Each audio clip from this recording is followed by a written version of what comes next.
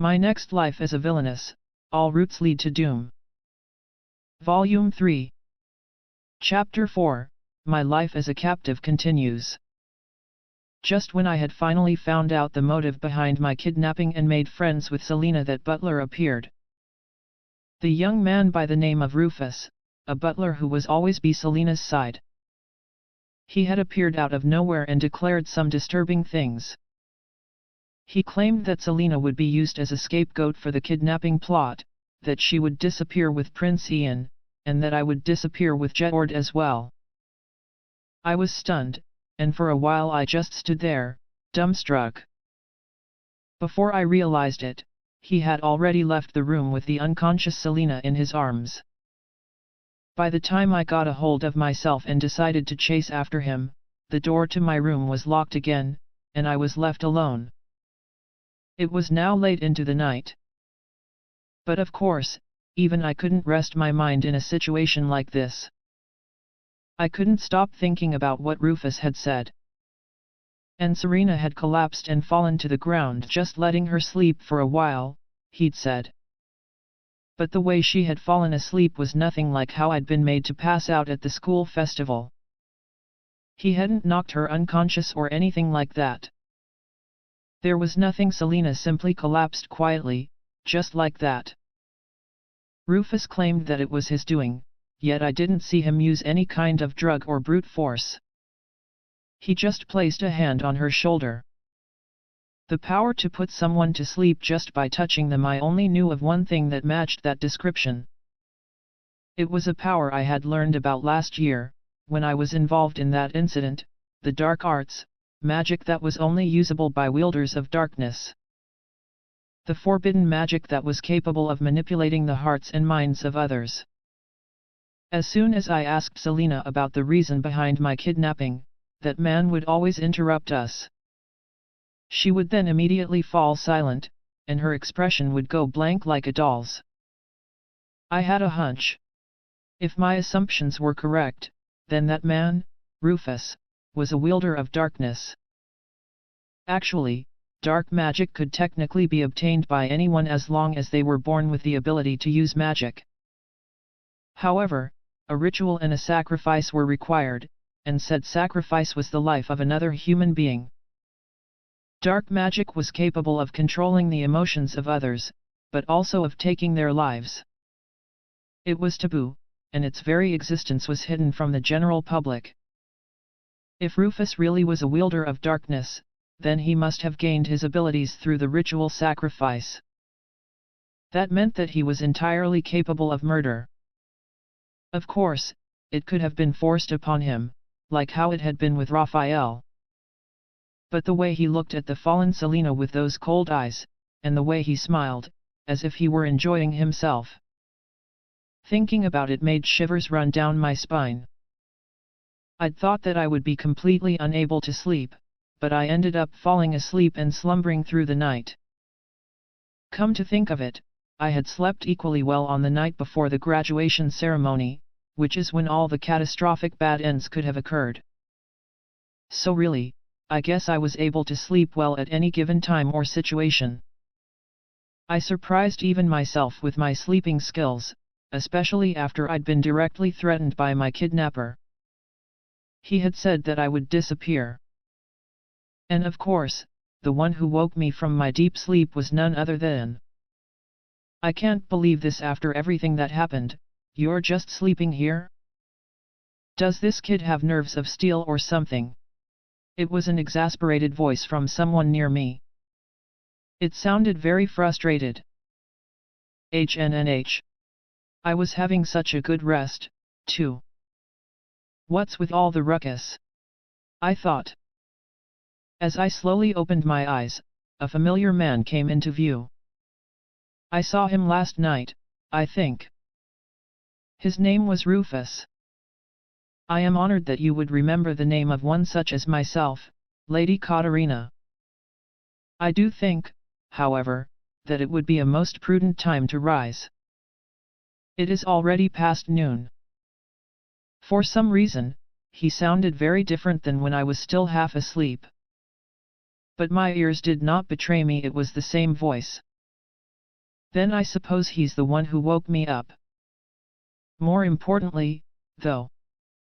At already past noon. You react to that of all things, hey, Rufus said, once again sounding exasperated. But I only slept for a short while. Or at least, that's what I meant to do. In fact, I'd decided to stay up after Rufus had left and come up with a plan through the night. I was thinking that I could climb down the window in the darkness and escape. And yet here I was, sleeping past noon. And to make things worse, the antagonist of this entire situation had just woken me up. I do surprise myself sometimes, yes. I admitted. Well, I would be the surprised party, you see. I had not heard a thing from your room after all this time, and had assumed that you were simply hugging your knees and softly sobbing in a corner. To think that you would be sprawled out, spread-eagled, snoring on your bed. I could feel the sheer disbelief in his voice. I see. So I was sleeping like that? That's so embarrassing, but now wasn't the time to be concerned about that. There were many things I had to figure out. There's a lot I want to ask you, but most importantly, is Selina all right? Selina had suddenly collapsed, and was taken away. Was she safe? I stared straight at Rufus combatively, demanding an answer. The rumors don't do you justice, do they? Very well, I shall answer your question. Lady Selina is fine, she is safely sleeping in her room. Is that so? I had been staring at him all this time, but I couldn't tell if he was lying. I supposed I'd believe him for now. But like more rumors? Really? Are they about my being spirited? Sassy? Like Selina was talking about? And there was another point that I needed to confirm. Rufus, are you a wielder of darkness? His eyes opened slightly at my question, but only one corner of his lip curled up in response. My, aren't you blunt with your questions? Well, yes. Blunt, even for me, but I was never good at extracting information from people with all sorts of fancy leading conversations. I couldn't think of any roundabout ways to ask, you see. What a strange person you are, indeed. Since you know of the existence of dark magic, well then. I suppose you, too, were involved in last year's incident. I was shocked. Although news of the wrongdoing by a certain heir of a Marquis family had spread through noble circles, the fact that dark magic was involved should have been kept a secret.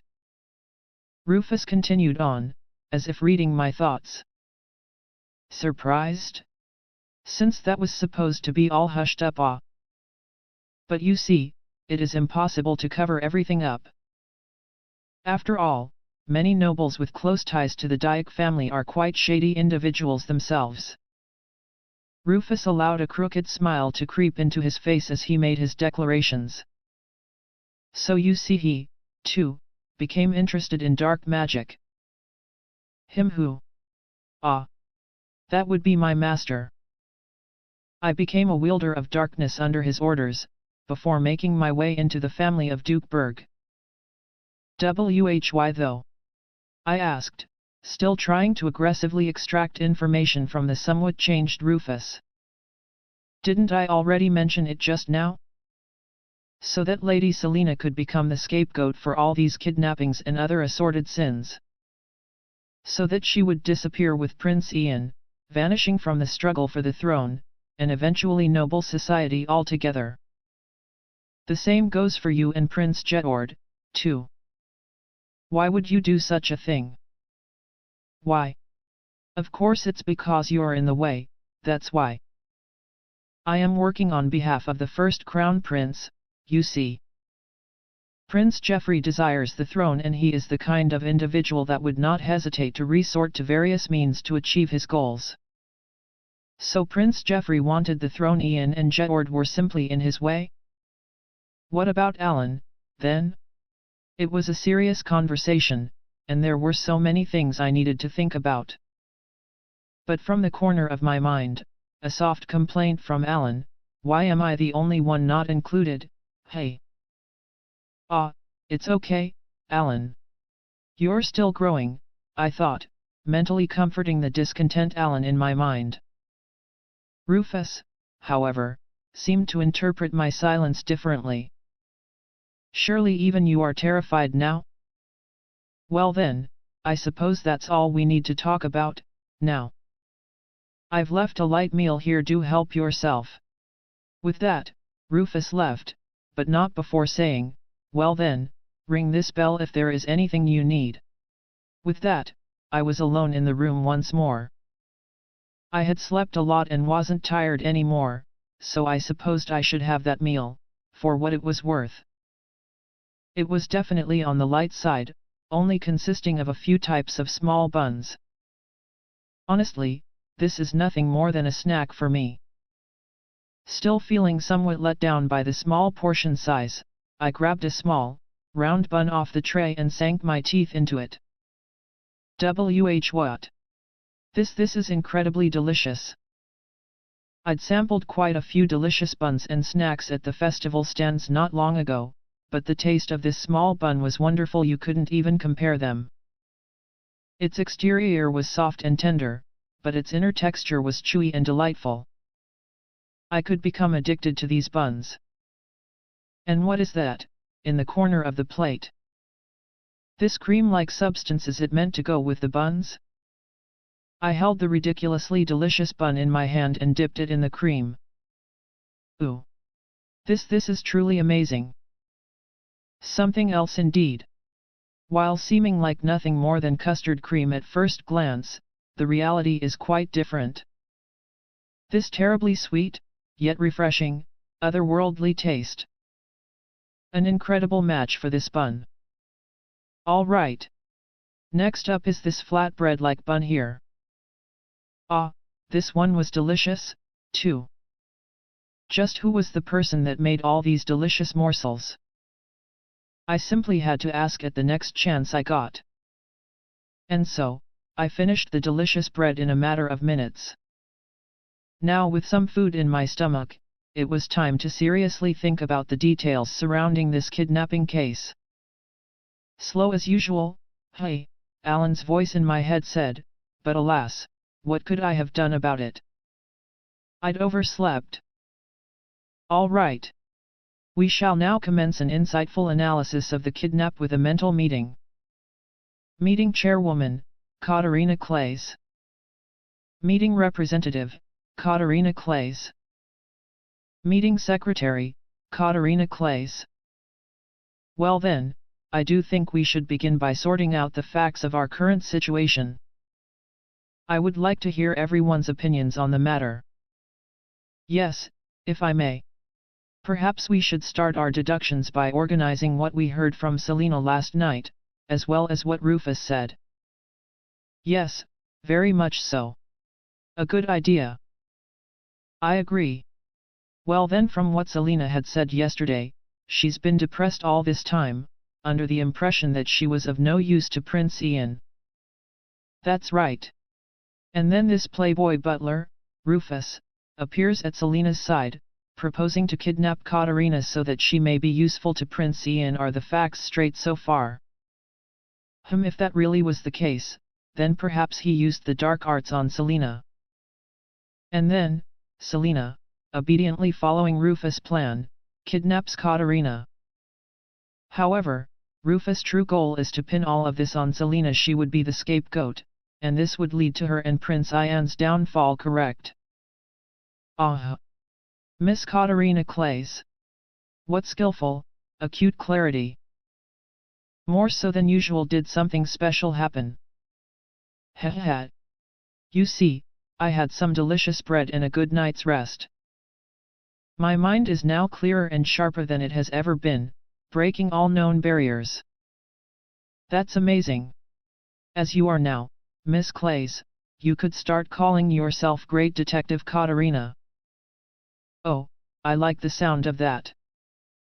Great Detective Katarina, and soon after, I will open the Katarina Detective Agency, solving one impossible case after the other. Everyone, please focus.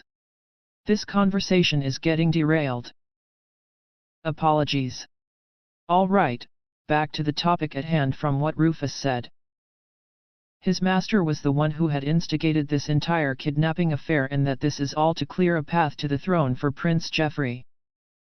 That's what he said, yes.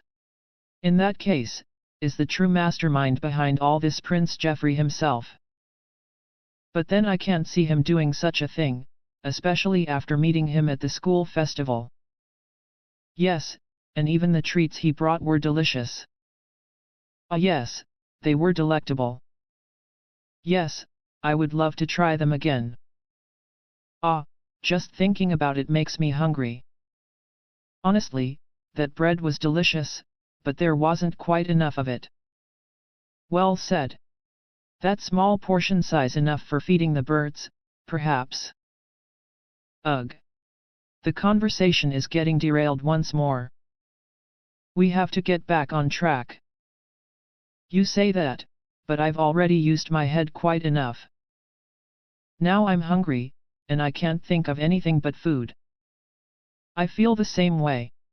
After all, we don't think very often, do we? The brain of Katarina Clays is already at its limits.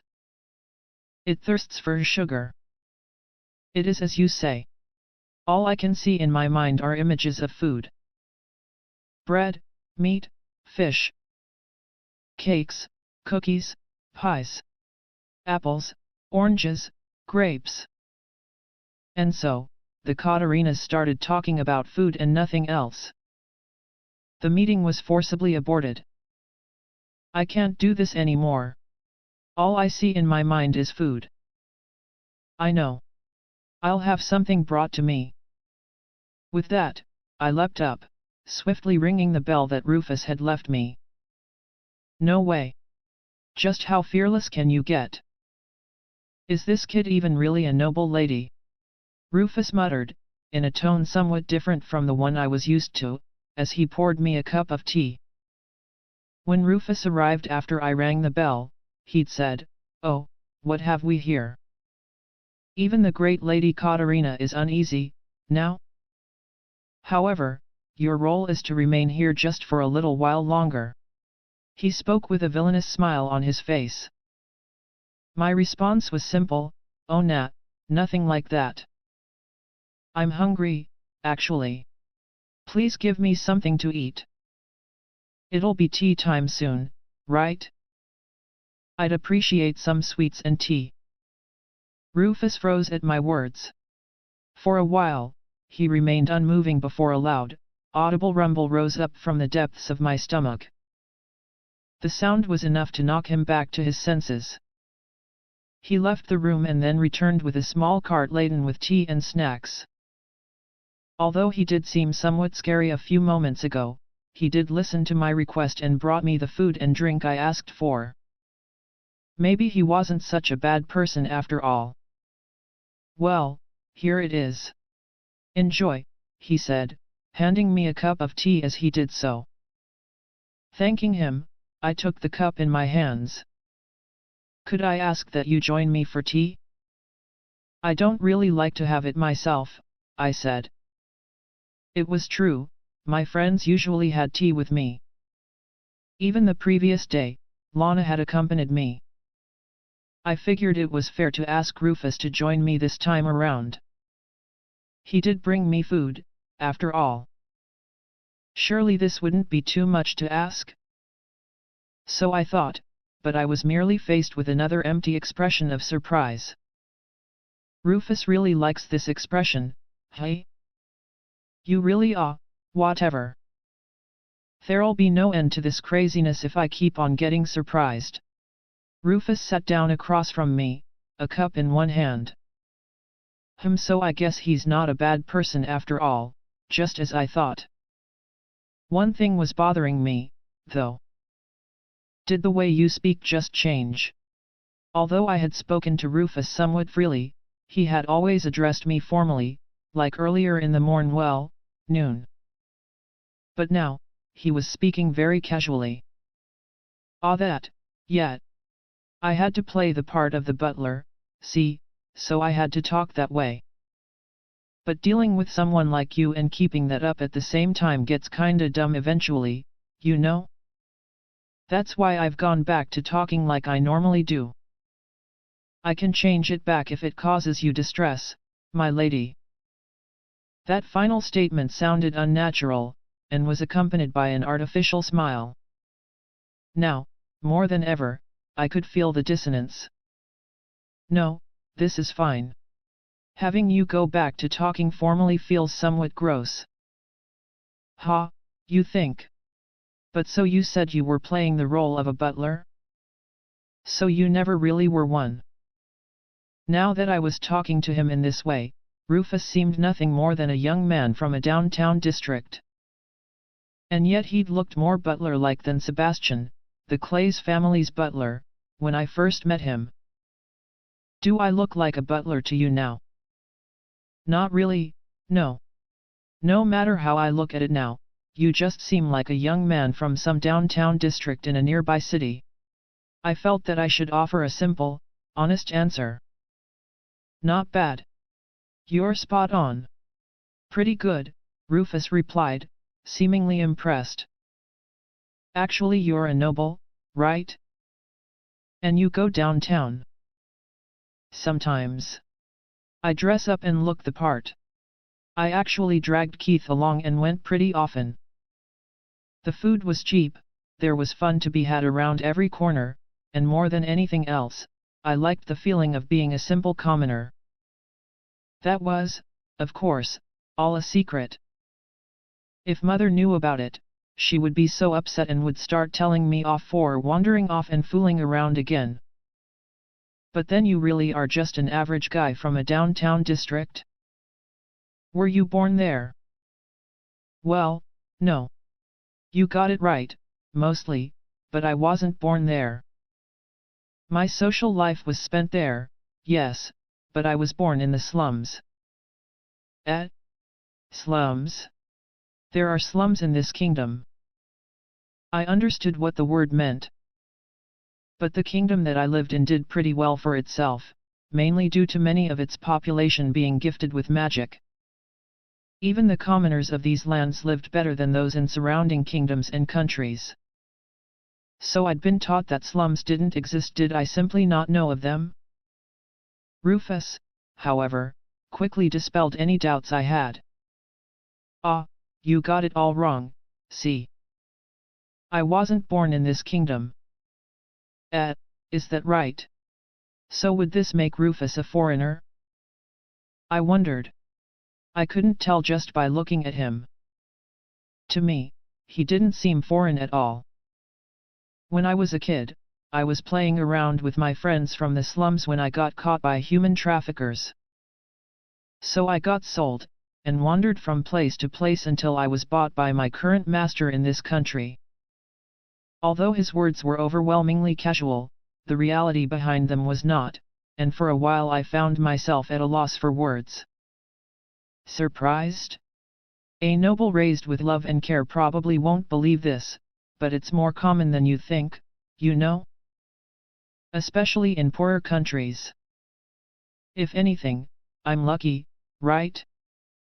I still have all my limbs, I'm still alive, and now I have these fine clothes to wear. I'm very blessed, you know.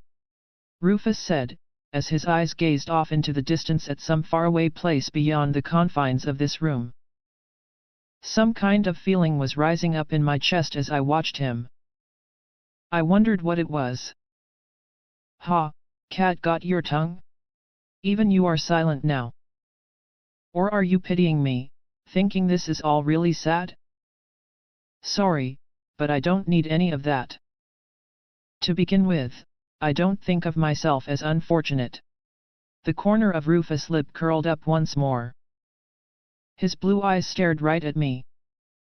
It didn't seem like he was putting up a brave front. I finally started to understand what the feeling welling up in my chest was. Cool. Hey. It seemed that Rufus hadn't heard what I said, at least not clearly enough.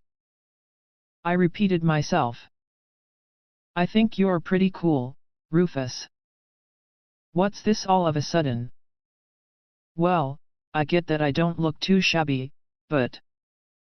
No, I'm not talking about how you look, but how you are on the inside. How you think. The hell is that supposed to mean? I don't get it at all. The straightforward way you think, I think it's impressive. And cool. There were many in both common and noble society who blamed their own misfortunes on others. They would go on about how unfortunate they were, and how they had such a hard life, and should be pitied and so on. Although he had gone through so much in his life, Rufus didn't seem to bemoan his own circumstances, or other people at all. In fact, he claimed that he was blessed, and this was what made me think that he was cool. As I continued looking at him with an admiring gaze, Rufus froze up once more. Hey? What happened? Did I say something rude? Now that I calmly thought about it, I supposed I should have said something along the lines of I empathize. Can't believe it. I'm all the way here, and I've met someone who says exactly the same stuff that guy did. Rufus remained frozen for a while, before a small, but visible shiver set into his shoulders. This is bad. I must have said something rude, and now Rufus is shivering in anger. The tension was soon interrupted by a loud guffaw, however, and before I knew it, Rufus was hugging his stomach, laughing thunderously. His laughter was explosive, to say the least. Why? What was funny about what I said? I could only continue to ponder as I waited for Rufus to calm down. After a while, he finally recovered from his laughing fit and spoke again. You're really interesting, you know that? Been a while since I laughed like this. Hey. I didn't remember saying anything particularly funny. Hey, let's talk some more. I suddenly feel like it'd be good to keep talking, see? Hey. After that, I talked to Rufus at length. About the delicious bread in that light meal. So, please do tell. The bread in that light meal you offered me just now, who made it? That? I bought it from that one bakery downtown, you know? Though it would not fit the tastes of a lady. At a bakery downtown? Where exactly is it? It was so delicious. I really must go and buy some next time. You're really weird, you know that. And about my hobbies and skills. Tilling fields is one of my hobbies. Fields? Like flower fields? Something like that. Nope. Fields with crops. Why? Why? Well, because it's fun, I suppose. Oh, and I'm the top when it comes to tree climbing and fishing skills. I'm pretty confident about it. Are you even really a noble lady? And about stories of the foreign lands Rufus had seen before ending up in this kingdom. Say, you said you've wandered from place to place, right? How many kingdoms and foreign lands have you been to? How many? A bunch, here and there, I guess. Which kingdoms have you been to? I want to hear more about other kingdoms besides this one. Sure, but I don't think it's gonna be anything pretty, if you're expecting something like that. After all I've done is wander through the dirty underbellies of a bunch of societies still want to hear about it. Underbelly. Societies. So it's a hard-boiled world. Huh? Hard what? And why are your eyes sparkling like that? Just what are you expecting? Rufus had lots of stories about places and events that I'd never heard of before. It was very interesting. I wanted to hear more and more, but most of the day went by before I even realized it. So come to think of it, since you're not really a butler, does that mean that Rufus is a false name, too? I asked, the thought suddenly crossing my mind. Yeah, I used the dark arts to infiltrate the Berg family and all that, you know? So what would be the point in using my actual name? He had a point. Well then what's your real name? I have more names than I can count. One for each place, you know. Ooh. As expected of one who lived in the underbellies of societies, a true hard-boiled life. Then what was your original name? I asked, leaning in as I did so. Before I realized it, Rufus' face was right in front of me. Ooh. This is the first time I'd seen his face up close. Now that I was at this distance yes. Very sensual features. Don't got one. Unlike you lot, I don't have parents, see? By the time I even thought about who I was already sifting through trash in the slums. Ooh, he even has a beauty spot under one of his eyes, one of the prerequisite features for a sensual, flirty character. It truly was something else. This man, laden with sex appeal, far exceeded Keith's capabilities. And then there were his eyes, behind the lenses of his glasses. Oi! What's with you, clamming up like that? Too traumatic of a conversation for a lady like yourself. Really beautiful. Ha! Your eyes. Your eyes are really beautiful, like the pure blue sky. Now that I was this close, Rufus' eyes were indeed a clear shade of blue, like the skies above on a good day. The way the setting sun lit up his eyes, it was almost like they were sparkling. Anyone would fall for that. You really? Rufus extended his hand, placing it on my cheek. The touch of his pretty fingers was somewhat ticklish. Is there something stuck on my cheek? Food, maybe? Also, why is his face slowly approaching mine? Am I simply imagining things? A familiar sound rose from my belly at that exact moment, the thunderous roar of hunger. Although I had been fed sweets and snacks earlier, it was already evening. My stomach was informing me about the current time of day. It was dinner time. Rufus' movements stopped at the loud sound, and suddenly his shoulders were shivering again. After a while, the shivering stopped, and with a simple laugh, he said, "Guess I'll bring you dinner too, hey." Although I'd been moved to a separate room to have my dinner yesterday, it seemed like I'd be having it in this room tonight. At Rufus' command, the servants who'd brought me my meals yesterday started bringing dinner into the room. As usual, I didn't like eating alone.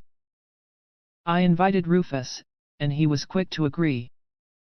Come to think of it, what happened to Lana? I haven't seen her. Everything that Lana had done for me yesterday was now being handled by Rufus, it seemed. I hadn't seen her since she'd guided Selena into my room last night. Ah, I have her working on some other things. Don't worry about that. Is that so? That's good, then. I did want to speak more with her, though. Soon after, I started asking Rufus about his time in foreign lands again. Homes and villages made entirely of stone, a city with a river flowing through it, with its denizens commuting with the aid of boats and ships. Rufus regaled me with tales of his time there. And the work he did. It was all very thrilling and interesting. Ha! Honestly, Rufus, your stories are so interesting. The things you tell me are interesting too. It's too bad you're some nobleman's daughter. This was a compliment, right? I chose to believe so, saying a plain thank you and nodding my head. I've never set foot outside this kingdom, but when I'm talking to you, it feels like I've gone on an overseas vacation. My previous life did end without me taking a single step out of Japan, after all. If possible, I wanted to visit other countries in this new life of mine. Haha, well, if it's with you, I feel like I'd like to go visit those places again. My father was overprotective, and mother didn't really like me going out very much. I once asked why, only for her to say that the shame would eventually find its way back to me. I didn't really get it. Considering all that, visiting a foreign country was like a dream within a dream. Even so, I was ecstatic at Rufus' words. Really? Then please do take me with you next time, I said, looking at him with sparkling, anticipatory eyes. Rufus, however, returned my gaze with a troubled expression. Did I mess up? I really did believe what Rufus said. Perhaps it was just well-intentioned flattery. We live in different worlds, you and I. You know that, right? There's no way I can take you with me. That was his response. Different worlds? What do you mean? Aren't you sitting before me right now, as you are? We're talking together, eating together. Doesn't this mean we're in the same world, then? What's he going on about? I shook my head slightly, before looking at Rufus once more only to find him frozen in place again. What is it this time? You really are a strange one, you know that? Okay, I get it. I'll bring you along next time. All right. Here's to my first vacation friend. Okay. It's a promise.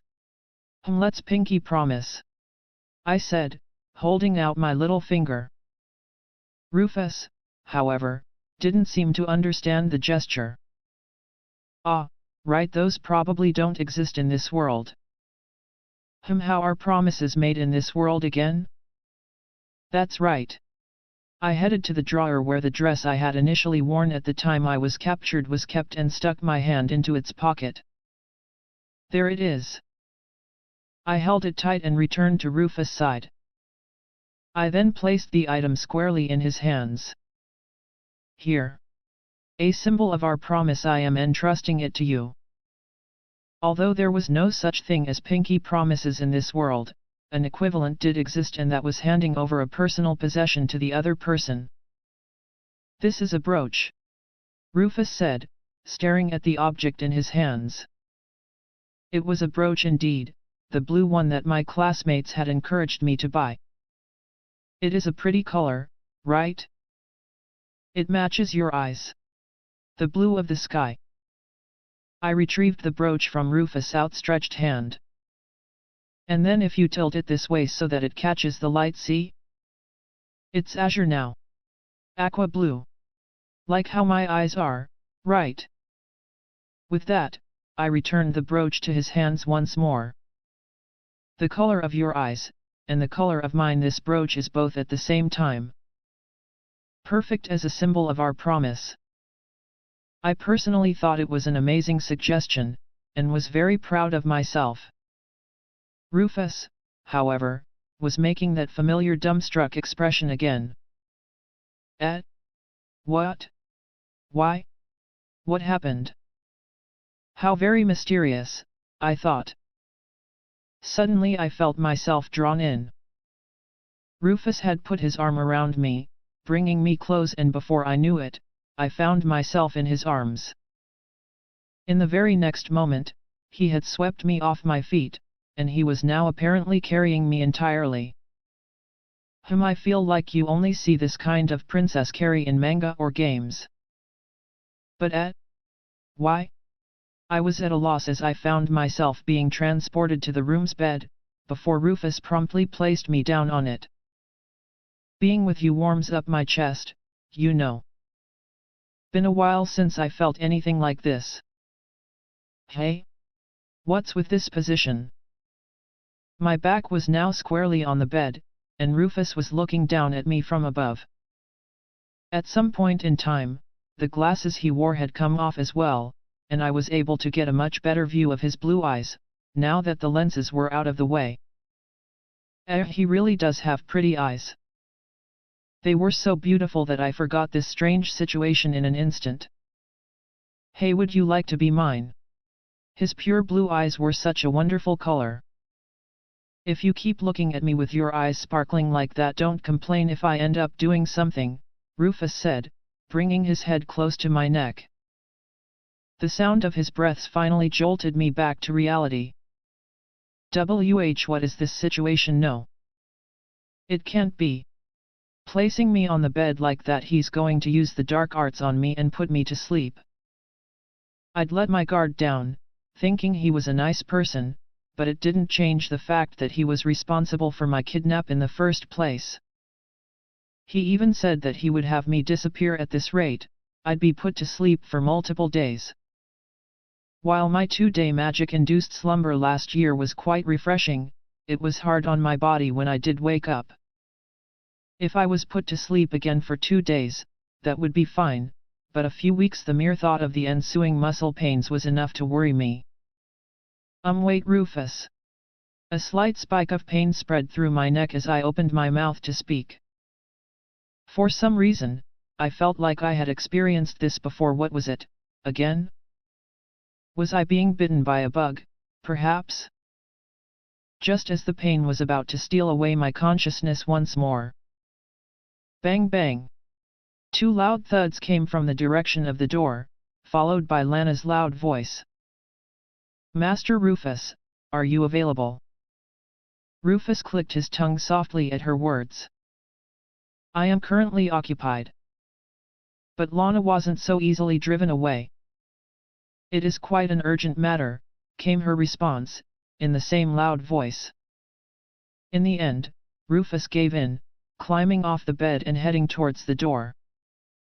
Ugh, right when it was getting good, too, Rufus sighed before opening the door. Lana greeted him with a smile. A letter of utmost importance has just arrived for you, she said. Who is it from? Rufus said, seemingly displeased. Lana's smile, however, did not waver. I have left it in your room. Perhaps it would be in your interest to read it as soon as possible. Rufus' eyes opened wide at Lana's statement. You? No, can't be. Well, I guess that's how it is. He sighed heavily before exiting the room altogether. Lana rushed in soon after. Lady Katarina, are you all right? She asked, worry evident on her face. I'm okay. I suspect he was about to cast magic on me. Ah? Magic? Where? Ah, he had pinned me down on the bed, you see, and I was sure he was going to use his magic to put me to sleep, but I have been saved thanks to you, Lana. What is it now? Lana had an ambiguous expression on her face. Well, in any case, I am very glad you are all right, Lana said, before sighing deeply for some reason. There were many things I didn't understand, but I found myself in the bed once more on the second night of my confinement. I'd assumed that I would have trouble sleeping, given that I had overslept well into the noon. But I ended up falling asleep with no trouble at all. Truly amazing, Katarina Clays. However, yet another visitor came knocking in the night. Katarina PSST. Katarina. Ha. Still half asleep, I turned my eyes to the source of the voice only to see Rufus standing at my bedside. Wah! I gasped, involuntarily jumping out of my sheets. Haha. You really do sleep well, hey. What do you want? I asked in a more guarded fashion, upon remembering what had happened after our dinner. I guess I really put you on your guard, hey. But that's fine. I won't be doing anything anymore. It's time to face the music, see? Face music? Yeah. To tell the truth, I wanted to escape with you, out of this kingdom, but I guess that would be too reckless. I'll give up on that.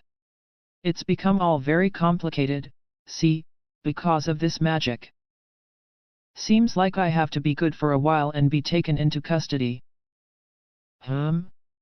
I didn't understand what he was saying. What's this all about? Flee the kingdom? Custody? Well, I guess I'll never see you again if I go along with it, so I'm here. Hoping to see your face one last time. With that, he extended his arm once more and placed his hand on my face. His touch was ticklish, like before. One last time? What do? Before I could ask him what this was all about, I could suddenly hear a series of sounds outside. Oh, they're faster than I expected. Rufus withdrew his hand and retreated some distance away from my bedside. At that very moment, the door was thrown open with a loud slam, and before me was none other than... Why is everyone here? Jedward, Keith, Mary, Alan, Sophia, Nicole, Maria, and Raphael. All of my friends rushed into the room, their expressions collectively grave and severe.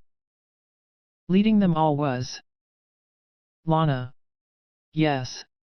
I introduced myself as such a while ago, but I suppose reintroductions are in order. I am Lana Smith, of the Magical Ministry. Raphael's superior. I hope we'll get along. Isn't she a maid? What was this? She's Raphael's superior at the ministry? She regarded me with a smile as I remained stunned. Then she shifted her gaze to Rufus. I see that you have chosen to remain. Have you steeled yourself for what is to come, then? Yes. I'll tell you everything in your custody, Rufus said, nodding meekly. His expression didn't seem authentic though. Well said. I see your head is in the right place. Without further ado, Rufus brode. You are hereby under arrest as the culprit responsible for the kidnap of Lady Katarina Clays. In any case, take him away. At Lana's, or I guess, Larna's command, some people stepped out from behind her, staff members of the ministry, if I had to guess. They surrounded Rufus swiftly. Before long, he was restrained and led out of the room. What is this feeling? I had been on guard after realizing that he had attempted to use his magic on me, but the way he lived his life was admirable, and his stories were interesting. I felt uneasiness well up in my chest. Rufus and his entourage of ministry guards stopped at the sound of my voice. But I was at a loss for words. What did I want to say, exactly? And then I'll hold on to it. Until our promise is fulfilled, Rufus said, opening his palm ever so slightly. In it, I caught a gleam of blue. It was the brooch that I had handed to him. I could only nod and respond cheerfully with a plain yes. With that, Rufus was taken away to the magical ministry. By the time I even thought about who I was already living with my friends in the slums. I stole, cheated, and lied. It was the most obvious thing to do. I had no parents, no name. My friends in the slums taught me their way of life. But everything changed when a certain man came to our territory. He came from the outside world. Looked lanky, almost, but was surprisingly powerful. Before I knew it, he was already living close to us. The man was different. He had a name. I learned a lot from him. Many kids in my group didn't like this man from the outside world. But I thought that the things he had to say were interesting, so I quickly got to know him. And then one day this man gave me, a slum rat, a name. He called me Sora. I asked him where it came from. From your beautiful blue eyes, like the sky, the man said, laughing as he gazed at my eyes. I felt a strange warmth welling up in my chest. It was like nothing I'd ever felt before. From that day, I began calling myself Sora, and started visiting this man even more than before. He had a lot more than just stories of the outside world. He even taught me how to read and write, and also basic math. The boundaries of my world expanded because of him. Before I realized it, each day was becoming happier than the last. One day, the man said to me, "Hey, Sora. Don't you dislike the things I tell you about the outside world? What kinda question is that? Well, you see, the rest of them don't like hearing about it. They all end up feeling miserable. You are the only one who doesn't react that way. Why miserable? Well, it's that upon knowing of the outside world, they become aware of their own situation, you see. I don't get it. What's that mean? That is to say, you all don't even have names, and struggle to live from day to day. Doesn't it feel bad to hear stories of children in the outside world, who were loved and cherished by their parents? Ah, so that's what you mean. You don't feel miserable when hearing about things like that. I mean, people from the outside world are just that, right? They're people from the outside world, and I'm just me. It's none of my business how a bunch of people I don't know live their lives. Are you not dissatisfied with your current way of life, Sora? Course I am. Even I want to sleep in a nice warm bed and eat a good meal. Even so, what are you gonna do about it? Being envious of some other people you don't know doesn't really help. You know, I don't really think of myself as unfortunate or anything. After all, I'm living safely every day, and I can talk about these interesting things with you, right? I think that's enough for me. You know, Sora, you're pretty cool. What are you saying, out of nowhere? You messing with me? Ha! Hardly.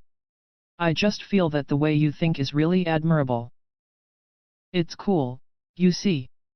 You should keep living your life just as you are without ever being swept away by those around you. The man placed a hand on my head, ruffling my hair. For some reason, I felt my cheeks heat up. It was a while after this exchange that the man fell very, very ill. Although he was strong, I guess his body couldn't keep up with the dirty living conditions of the slums. The man grew weaker and weaker with each passing day. My other friends all said the same thing. That nothing could be done, that this was something that happened a lot to people who wander into the slums, that I should just give up. But I didn't give up. Up until then, I had seen so many of my friends die from sickness, or wounds that never quite heal, but I just couldn't give up on the man. And so I eventually snuck into a house on my own. A house belonging to a family with a high social standing. And then I was caught, and sold to slavers. I don't know what happened to the man after that. I drifted from country to country, kingdom to kingdom. I came to know of just how big the world was, and how ugly it could be. Thanks to the language and math skills the man taught me, I was of more use than most of the others from the slums. I was valued. Even so, sometimes, I was just so disgusted. There were times when I wanted to shout it, scream it, hurl insults at the world. But whenever I felt that way, I remembered the man's words. I just feel that the way you think is really admirable. It's cool, you see. You should keep living your life just as you are without ever being swept away by those around you. They were the words of a man who was gone from this world, and yet, they stayed with me. It was a few years ago when I ended up serving David Mason. Mason bought me for a reason, the fact that I could use magic. Though I couldn't really do much, maybe just start a small fire, but that was it. Back in the slums, my bed was always under the cold, wintry skies. My powers were useful then, but I was surprised to find out that what I was doing had been a sign of magical talent. I had been mostly drifting through countries that didn't really have magic, and that's why no one noticed it for so long. But Mason found out after buying me that I didn't have much magical power at all. He probably bought me thinking I was really strong, and wanted to use my powers. So, even though I was bought for that exact reason, I didn't end up having much of a chance to use my magic at all. I ended up learning everything the other thugs and ruffians who were purchased with me were taught. All the different threats, backdoor dealings, and dirty deeds we helped him out with. Still, it was a lot easier to live with Mason than it had been in the places I'd been before. We were taught the right social etiquette we needed for our sneaking into different situations. There were hot meals every day, and a soft, comfortable bed to sleep in. And it got even better, we were given fine clothing, and we had all the women we wanted. It was just one good thing after the next. After a while, I began thinking that this was it, that I could just continue living my life to the fullest here. But trouble had a way of finding me, and its tendrils soon creeped into my life. It all began last year. It involved some Marquis family, and apparently dark magic had been involved. Dark magic could be used to control people. It was a taboo subject, or so I was told, but word of what had happened somehow got out into the world. Of course, information like that is usually erased by the powers that be, but that family had a lot of dark connections, so the news had leaked to even a small-time crook like Mason.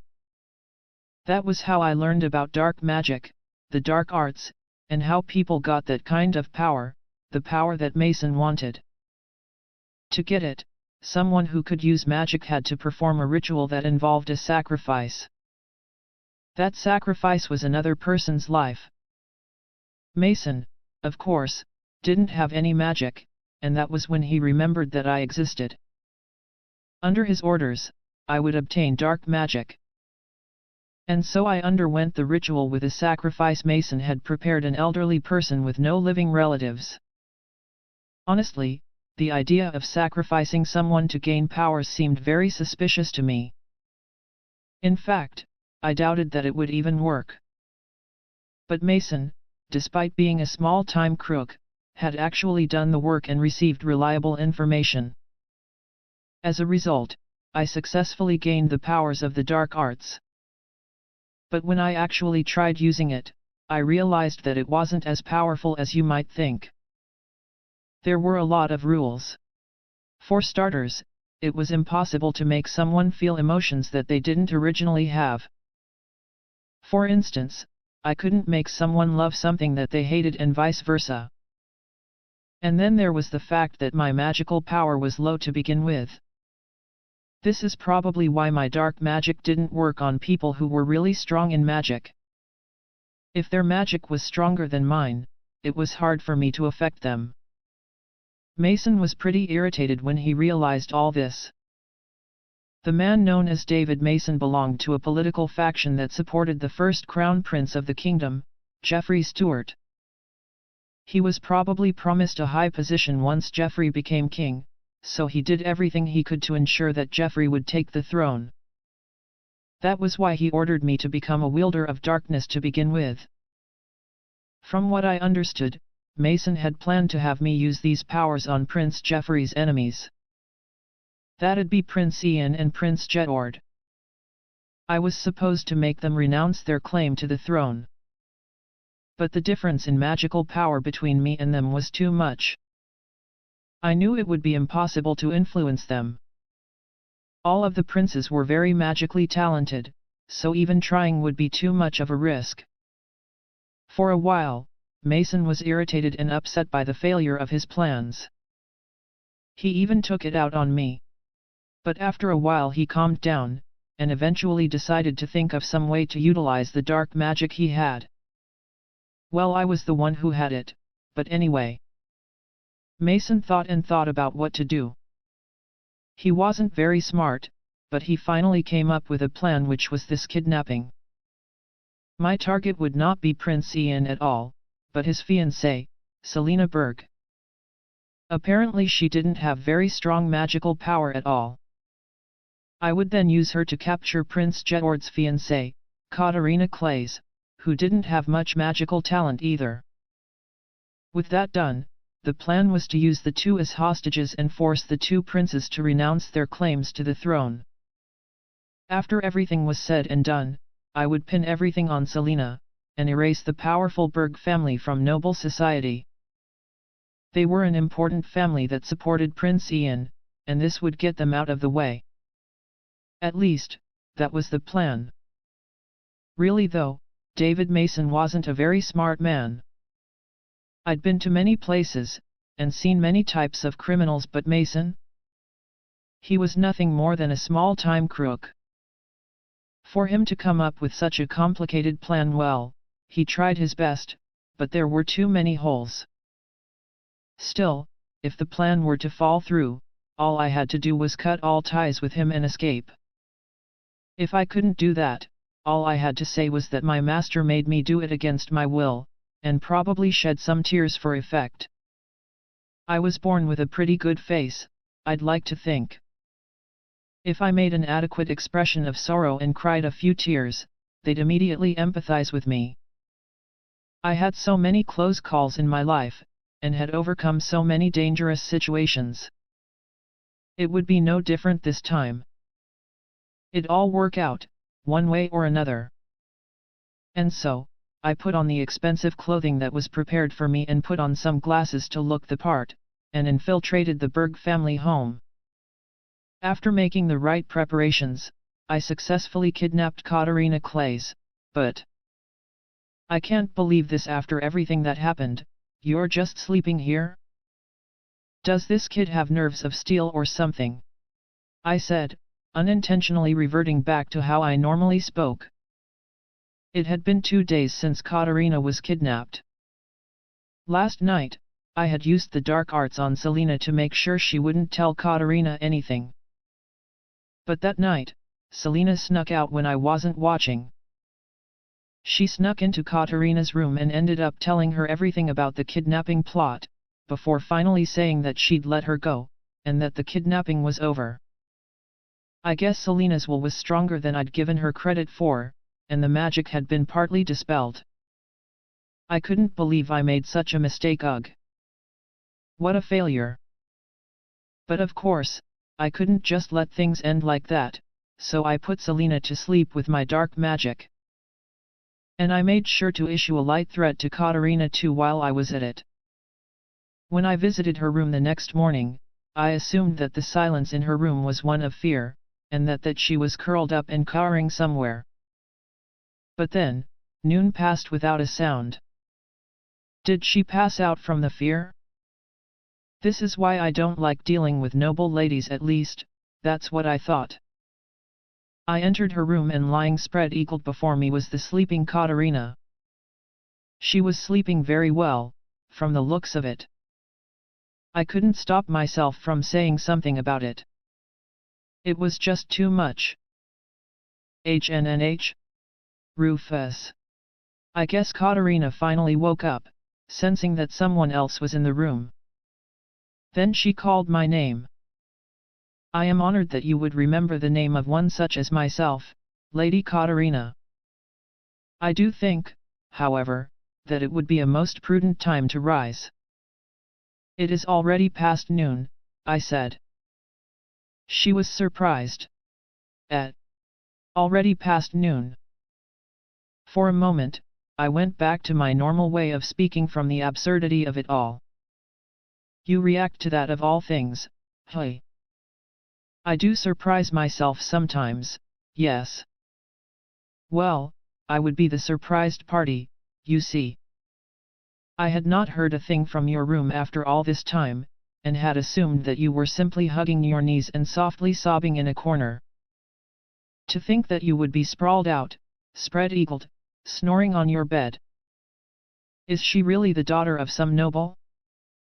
Maybe I kidnapped the wrong person by mistake? It was enough to make me start suspecting myself. The rumors all said that she was kind of weird. But I didn't think she'd be quite this weird. At that point, I definitely thought she was a little crazy. Then she stared right at me and spoke. There's a lot I want to ask you, but most importantly, is Selena all right? She's the type that carves and walks her own path, hey? The rumors don't do you justice, do they? Very well, I shall answer your question. Lady Selena is fine, she is safely sleeping in her room. Is that so? With that, she started staring at me again. Rufus, are you a wielder of darkness? A surprisingly straightforward question. Even I was caught off guard by how forward she was. My, aren't you blunt with your questions? I couldn't think of any roundabout ways to ask, you see, Katerina responded in a somewhat absent-minded way. What a strange person you are, indeed. Since you know of the existence of dark magic, well then. I suppose you, too, were involved in last year's incident. Katerina froze in surprise. Surprised? Since that was supposed to be all hushed up. But you see, it is impossible to cover everything up. After all, many nobles with close ties to the Dike family are quite shady individuals themselves. Judging by how Selena had spilled the beans yesterday, I supposed it was fine to talk about it. All I had to do if it came down to it was to manipulate her memories. And since the threat yesterday seemed to have had no effect on this eccentric noble lady, I had to scare her a little more. So you see, he, too, became interested in dark magic. Him who? That would be my master. I became a wielder of darkness under his orders, before making my way into the family of Duke Berg. Why though? Didn't I already mention it just now? So that Lady Selena could become the scapegoat for all these kidnappings and other assorted sins. So that she would disappear with Prince Ian, vanishing from the struggle for the throne, and eventually noble society altogether. The same goes for you and Prince Jetord, too. Why would you do such a thing? Why? Of course it's because you're in the way, that's why. I am working on behalf of the first crown prince, you see. Prince Geoffrey desires the throne, and he is the kind of individual that would not hesitate to resort to various means to achieve his goals, I said, allowing a cold, heartless smile to flit across my lips. Katerina fell silent. Finally. I've had some effect. At this rate, she would probably keep to herself for some time. Surely even you are terrified now? Well then, I suppose that's all we need to talk about, now. I've left a light meal here, do help yourself. I left a bell in her room, for her to ring just in case she ever needed anything, and then left. Well, she'll probably never ring it anyway. Or so I thought. I realized how naive that thought was less than an hour later. I was a little surprised when I heard the sound of the bell ringing. Maybe she was unnerved by my threats. But... oh nah, nothing like that. I'm hungry, actually. Please give me something to eat. It'll be tea time soon, right? I'd appreciate some sweets and tea. Katerina's brazen request completely changed what I thought of her. Before, I thought she was just an eccentric, but I was wrong. She was a total freak. With that in mind, continuing the whole butler charade seemed stupid. After all, this girl probably didn't care how I spoke at all. Well, here it is. Enjoy. Anyway, I prepared the snacks and tea she'd asked for and handed them to her. With a simple thank you, she quickly accepted. A noble thanking a servant? Katerina was either really off her rocker or maybe she wasn't an arrogant noble at all. After a single sip of the cup of tea, she said, "Could I ask that you join me for tea? I don't really like to have it by myself." You really are, whatever. There'll be no end to this craziness if I keep on getting surprised. I really didn't have the energy to be surprised by this girl anymore. I sat down, just as she requested. Did the way you speak just change? Guess she finally noticed. That, yeah. I had to play the part of the butler, see, so I had to talk that way. But dealing with someone like you and keeping that up at the same time gets kinda dumb eventually, you know? That's why I've gone back to talking like I normally do. I can change it back if it causes you distress, my lady. I meant to give her a smile that was as fake as my last sentence, but then... No, this is fine.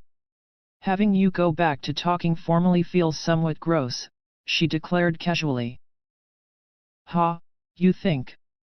But so you said you were playing the role of a butler? So you never really were one?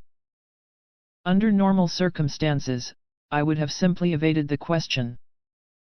But for some reason I felt like I could talk about it with this girl. Do I look like a butler to you now? Not really, no. No matter how I look at it now, you just seem like a young man from some downtown district in a nearby city.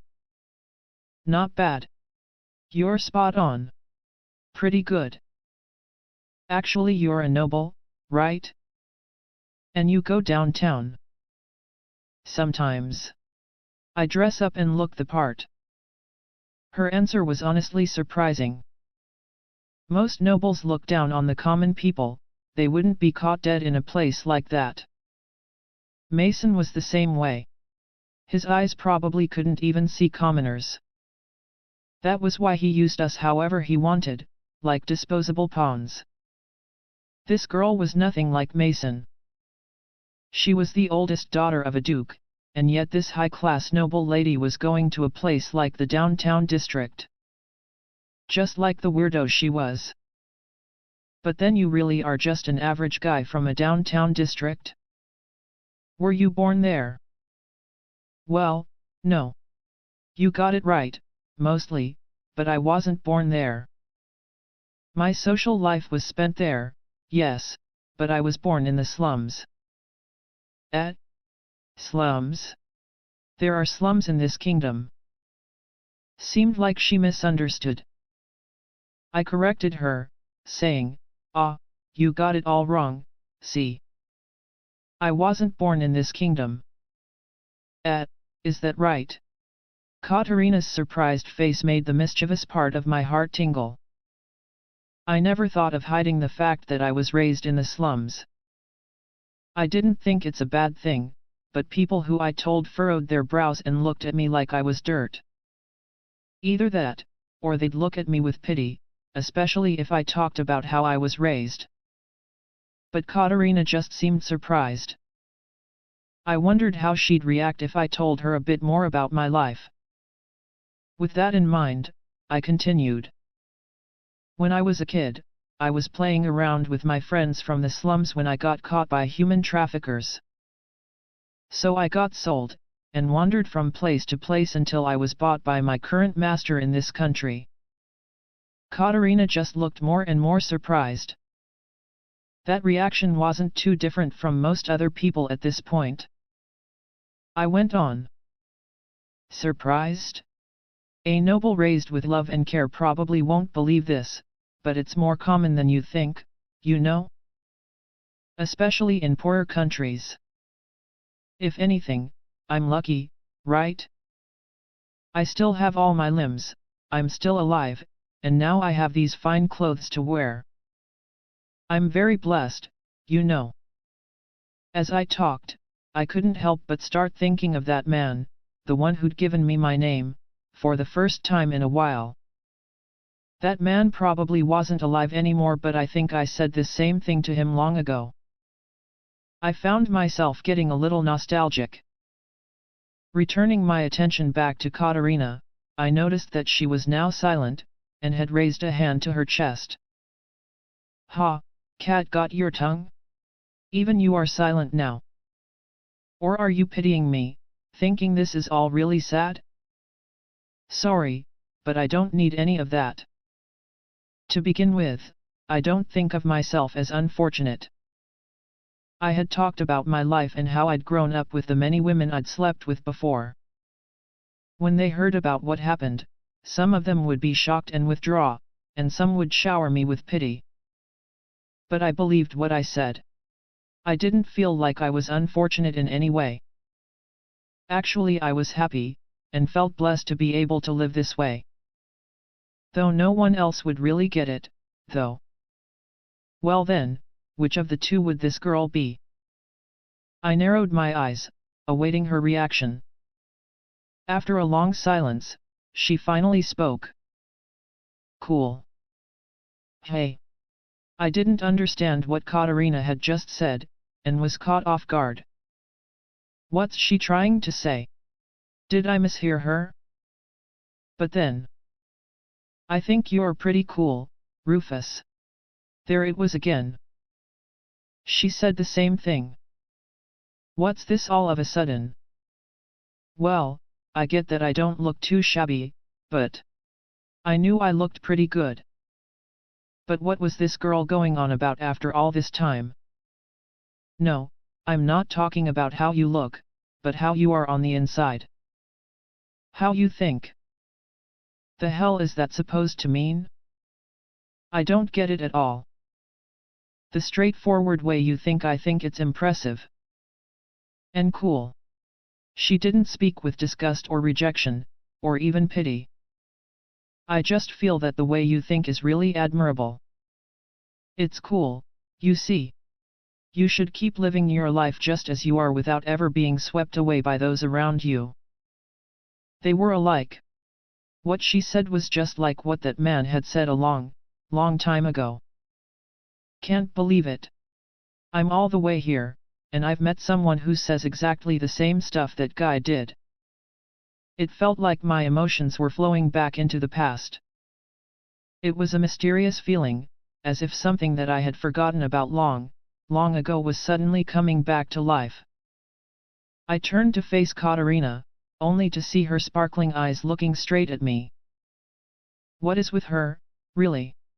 What a mysterious girl. Not only strange, but interesting.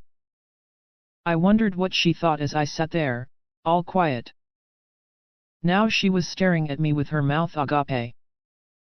I couldn't help myself at the sight of her. I had to laugh. Gah ha ha ha. My previously restrained voice erupted into laughter. I couldn't hold it back anymore. I was struck by waves of laughing, just like back then, when I fooled around with my friends in the slums. Ha, you're really interesting, you know that? Been a while since I laughed like this. Hey. It suddenly felt like I was back there, back during those times, riding on a wave of emotions. Hey, let's talk some more. I suddenly feel like it'd be good to keep talking, see? The more I talked with her, the more I realized just what kind of weirdo Katarina Clays was. I actually bought the bread in the light meal I'd prepared for her from a bakery in the downtown district. I'd done it out of spite, thinking that I'd insult the noble lady by giving her such food. But as for Katarina, at a bakery downtown? Where exactly is it? It was so delicious. I really must go and buy some next time, she said, barely concealing her excitement. It seemed like she didn't have a speck of that strange pride that most nobles had. And then I found out that her hobbies apparently included tilling fields. She didn't even grow flowers, but instead grew actual crops. And her special skills included fishing and tree climbing. Honestly, she just seemed like she was some kind of rowdy kid. Katarina was also very interested in the stories of my travels from when I'd drifted around. I lived in the underbellies of the places I'd lived in. They weren't good places, so I didn't have any pleasant stories to tell.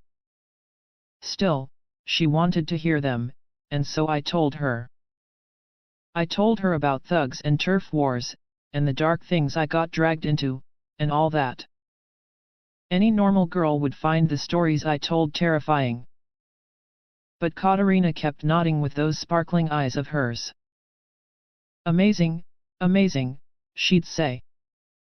Honestly, I felt like this girl was nothing like any other woman I'd met before.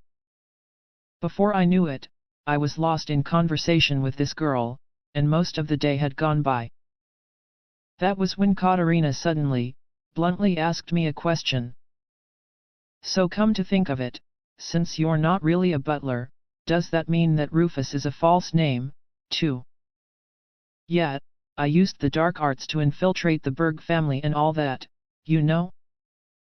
So what would be the point in using my actual name? Well then, what's your real name?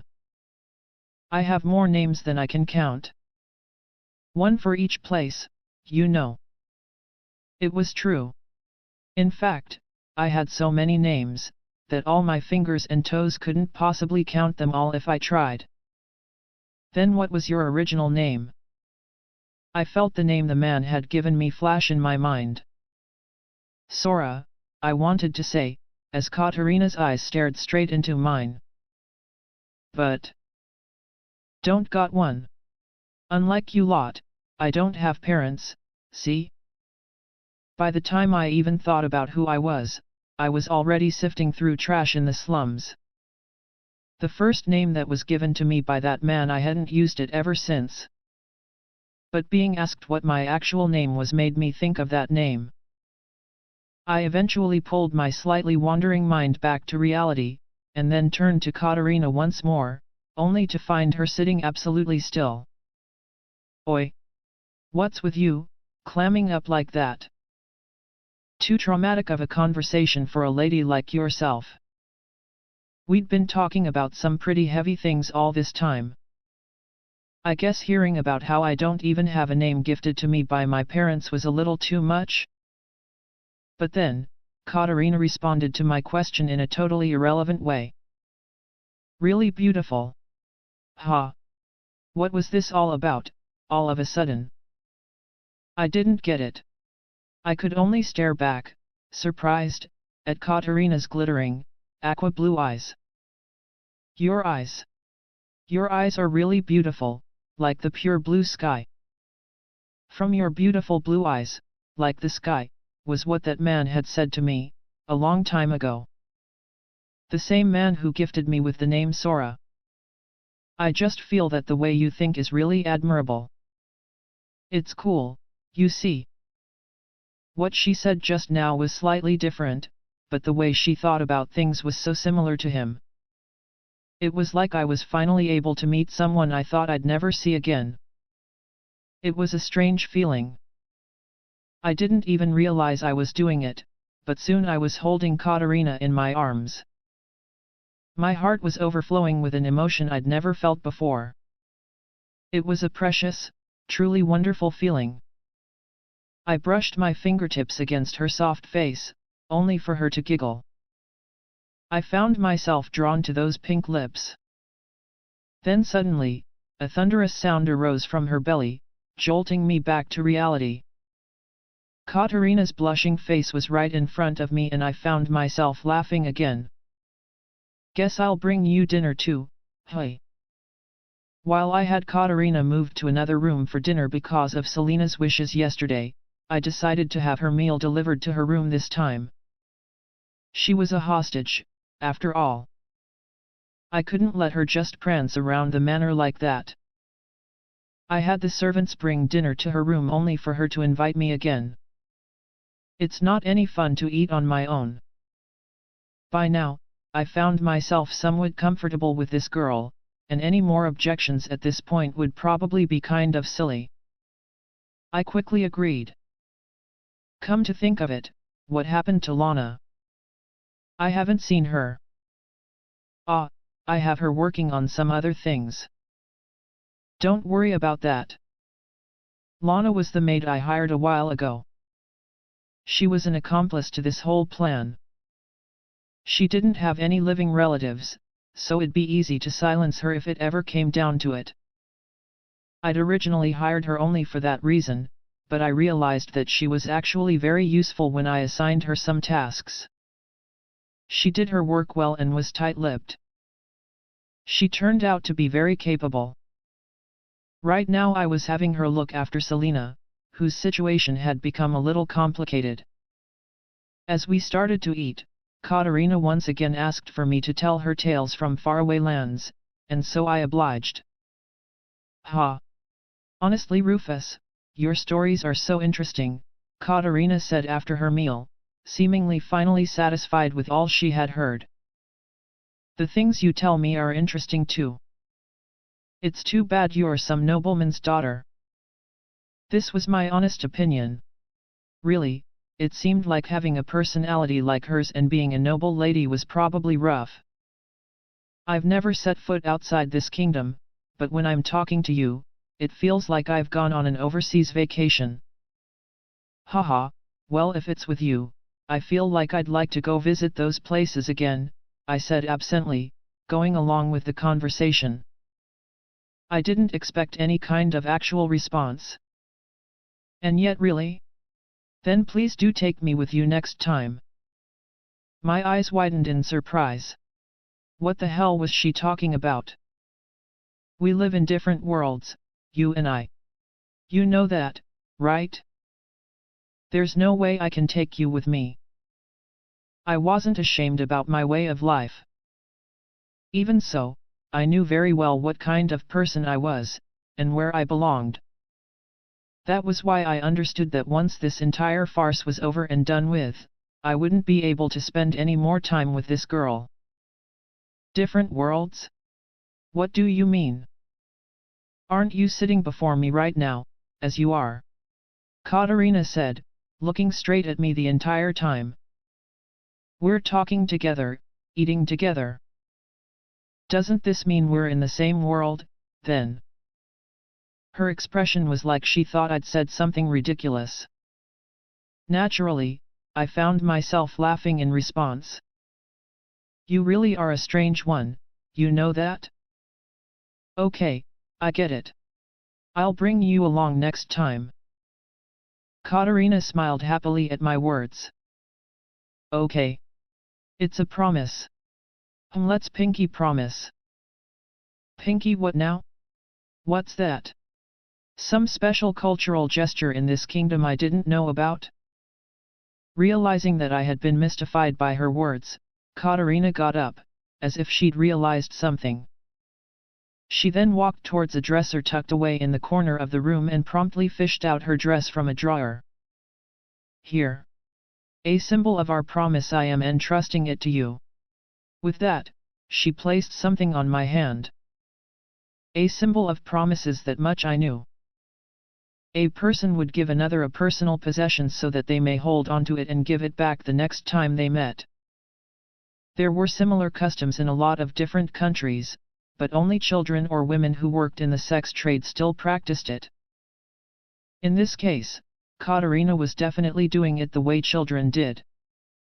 I stared at the object in my hands, slightly exasperated. This is a brooch. It looked like it had a stone of some kind embedded in it. It is a pretty color, right? It matches your eyes. The blue of the sky. Katarina took the brooch from my hands. And then if you tilt it this way so that it catches the light, see? It's azure now. Aqua blue. Like how my eyes are, right? Just like she said, as the stone caught the light at a certain angle, the color became exactly like her eyes. The color of your eyes, and the color of mine, this brooch is both at the same time. Perfect as a symbol of our promise, Katarina said, smiling faintly. I had been born with a pretty face, so it was only natural that women came onto me. In fact, I'd never had any problems with women. All kinds of them would approach me, including hostesses and other working girls. They'd flirt with familiarity and sweet words. But I couldn't sense even the slightest hint of that kind of lie in Katarina's words. There was passion in her eyes. Handing someone a stone that had the colors of both my and her eyes somehow, it was very convincing. I knew I lived in a different world than the one she lived in. I had steeled myself, knowing that it'd be pointless even if I did want her, and yet I found my resolve immediately shattered by that one, singular line. I swept Katarina off her feet, moving her to the bed. Being with you warms up my chest, you know. Been a while since I felt anything like this. That warmth was the same feeling I'd lost as a kid. It was a mysterious sensation, and it filled my heart when I was together with this girl. I took off the glasses I wore, and then pinned her down. Although many women had thrown themselves at me up until now, this was the first time I found myself actually wanting someone. Hey, would you like to be mine? Although Katarina was pinned down on the bed, for some reason, she was still looking straight up at me with those sparkling eyes of hers. This was the first time anyone had looked at me like that from such a position. It was nothing like that sticky, needy look that I usually got. My heart was racing. If you keep looking at me with your eyes sparkling like that, don't complain if I end up doing something, I said, nuzzling Katarina's neck as I did so. A fragrant, sweet smell filled my senses. I could no longer resist. Wait, Rufus. I placed my lips on her soft, white skin and left my mark upon it. My heart was beating unbelievably fast. Even I couldn't believe what I was feeling. Up until now, no matter who I slept with, I had never felt anything like this feeling in my heart. If I could have this girl for myself, I... Bang bang. A few solid knocks sounded through the door. Master Rufus, are you available? A maid's voice inquired loudly. I clicked my tongue at the interruption. Just when things were going so well. I am currently occupied, I said, but whoever was on the other side of the door didn't give in. It is quite an urgent matter. I gave in, partly because of how loud the voice was. There was unshakable resolve in that voice. In the end, I gave in and let Katarina go, then headed towards the door. Ugh, right when it was getting good, too. Sighing, I opened the door, only to find the maid that was supposed to be by Selina's side, smiling. A letter of utmost importance has just arrived for you, she said. Who is it from? I asked, without bothering to hide my irritation. The maid smiled blatantly. I have left it in your room. Perhaps it would be in your interest to read it as soon as possible, she said, once again with that same smile. My eyes opened wide. You? No, can't be. Well, I guess that's how it is. I'd thought that she was simply a maid with no living relatives, and hired her based just on that, but no. She was more. This maid was probably an agent from some family who had infiltrated this plan from the start. I could tell by the way she was smiling. After all, I had done nothing but dirty work all these years. My instincts were usually right when it came to things like this. In that case, this plan had already failed.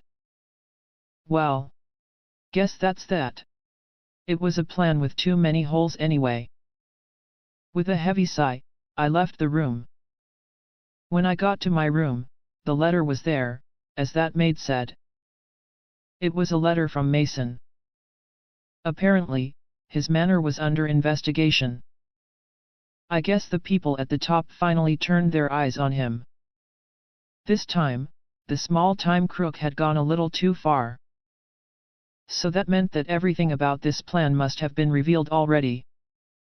Mason was never really good at covering his tracks. In that case, the authorities would probably be here soon with the evidence and all that. There were two paths I could take now. The first option would be to escape from this place as soon as I could. They would surely send people after me, considering I now had the power of dark magic. No matter how I thought about it, running would be a pain in the ass. The other option was to tell the authorities everything Mason did, his crimes and plots, all the while claiming that I was forced into it. Maybe shed a tear or two. Circumstances are circumstances, and my life was what it was. Thanks to the hand I'd been dealt, I did have attractive features, and I figured I'd make it out somehow. I might still end up having my life restricted though, which would be frustrating. Well then, which should I choose? Living my life on the run, or having my freedom restricted? Katarina PSST. Katarina. Wah. Katarina shot away, probably surprised by her late-night guest. Haha. You really do sleep well, hey. What do you want? I guess I really put you on your guard, hey. But that's fine. I won't be doing anything anymore. It's time to face the music, see. Guess the authorities will be here soon. I haven't seen that maid Lana around either for a while. Face music. Yeah. To tell the truth, I wanted to escape with you, out of this kingdom, but I guess that would be too reckless. I'll give up on that. It's become all very complicated, see, because of this magic. Seems like I have to be good for a while and be taken into custody. I decided that I wouldn't be running after all. My instincts and the experience I'd gained throughout my life agreed with me. Even if I'm restricted with my capture, it would be easier than the alternative. Well, I guess I'll never see you again if I go along with it, so I'm here. Hoping to see your face one last time. I had messed up plenty of times before now, and I was caught then too. So I felt like things would work out all right. But still I knew that if I went through with this, I wouldn't be able to see any outsiders, regular, law-abiding people who lived apart from the underbelly of society for a while. I'd never cared about that until now. After all, I only made temporary, circumstantial connections with people like that while on a job. At most, there'd be a woman I got a little close to.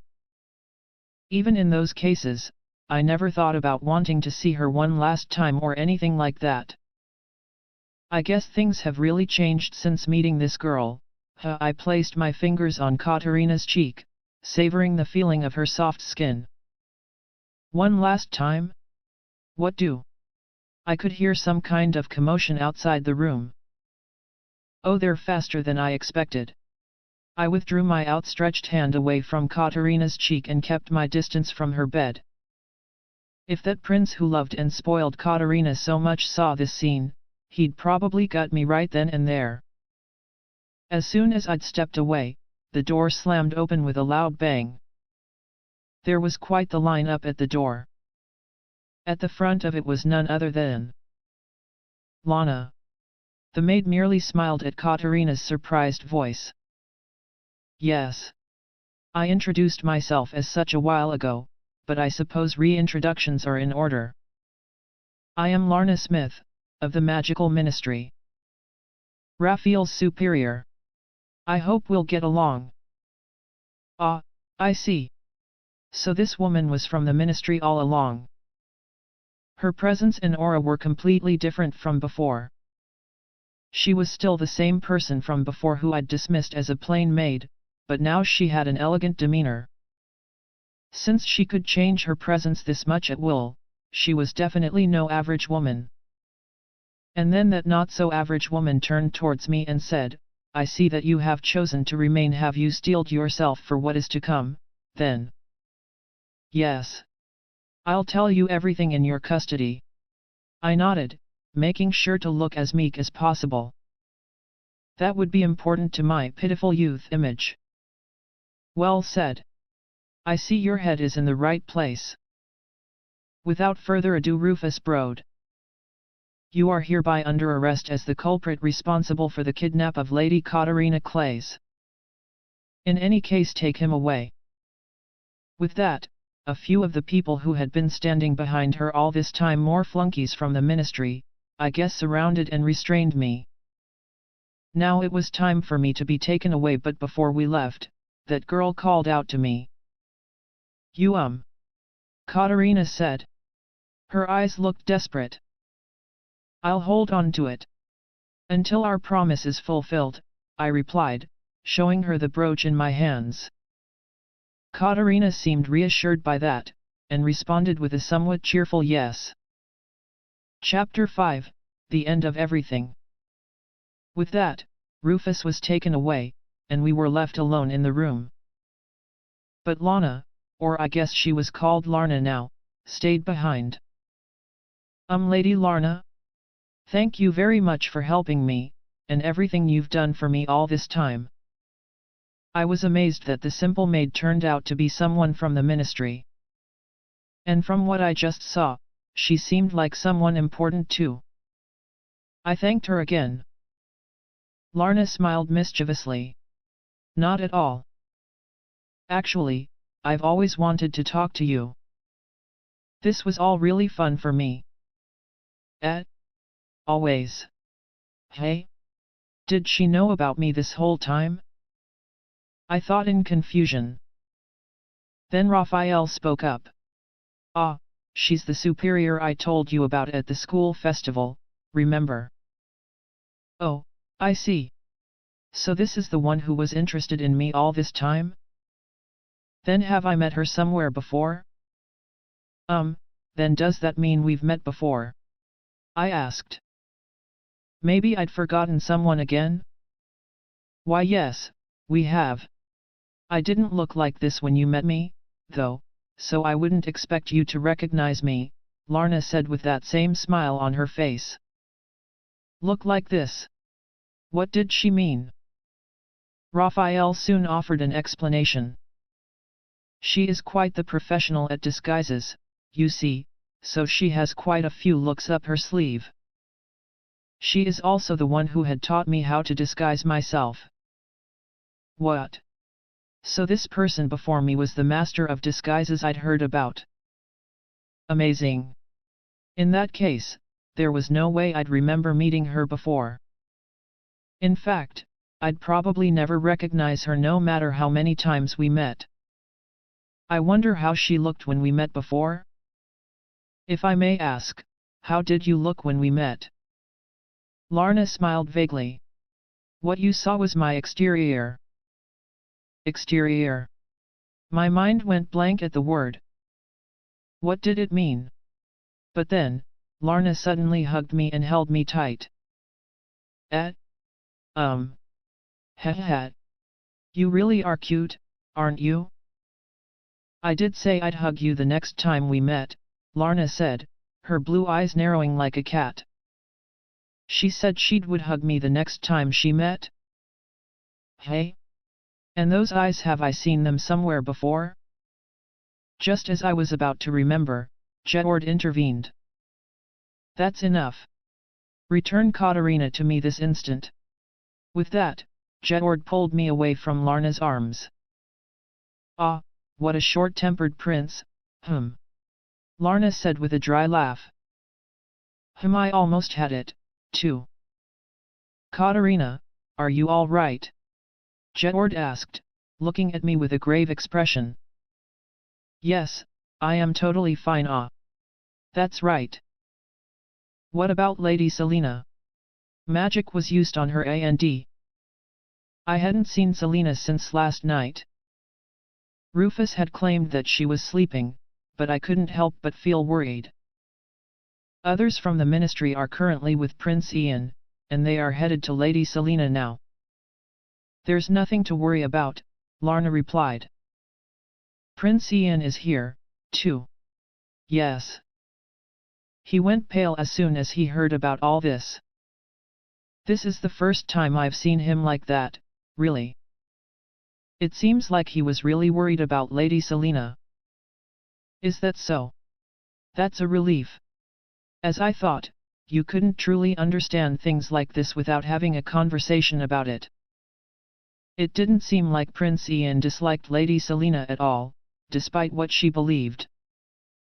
But really, Katarina, it is such a relief that you are all right. Jedward heaved a sigh of relief.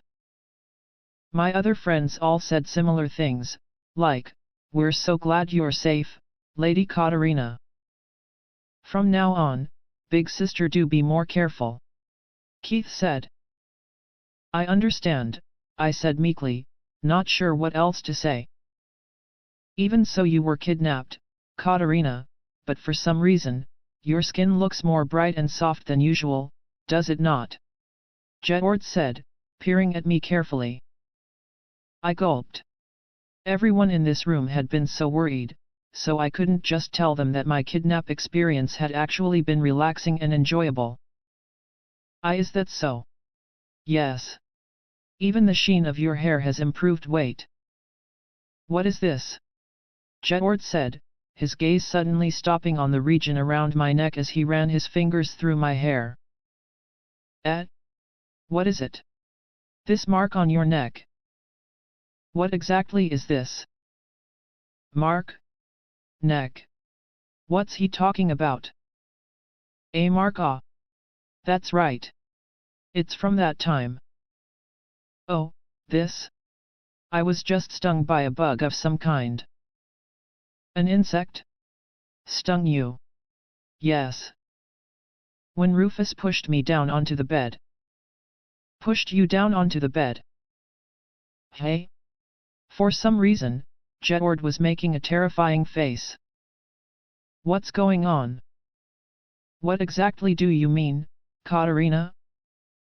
So you were pinned down on this bed? Rufus is the man who was just taken away, yes. Ah, yes. Last night, he suddenly pushed me down. And it seems like a bug stung me then. I thought for sure that he was about to use his magic to put me to sleep, but I had never seen Jedward's expression be so dark and intimidating before. Someone, please help me. With that thought in mind, I looked over to my friends who were standing around us, but for some reason, everyone had equally grave, severe, and intense expressions. Hey? What? Why? Everyone was full of smiles until just now. It would seem that your definition of all right is quite lacking indeed.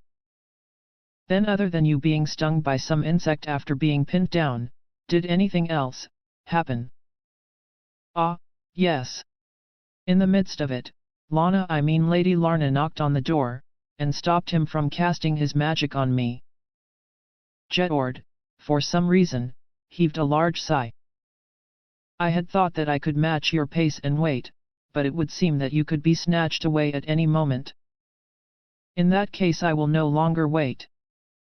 For some reason, Jedward's face was now extremely close to mine. I didn't understand what was going on at all, but good-looking people are attractive even all close up like this.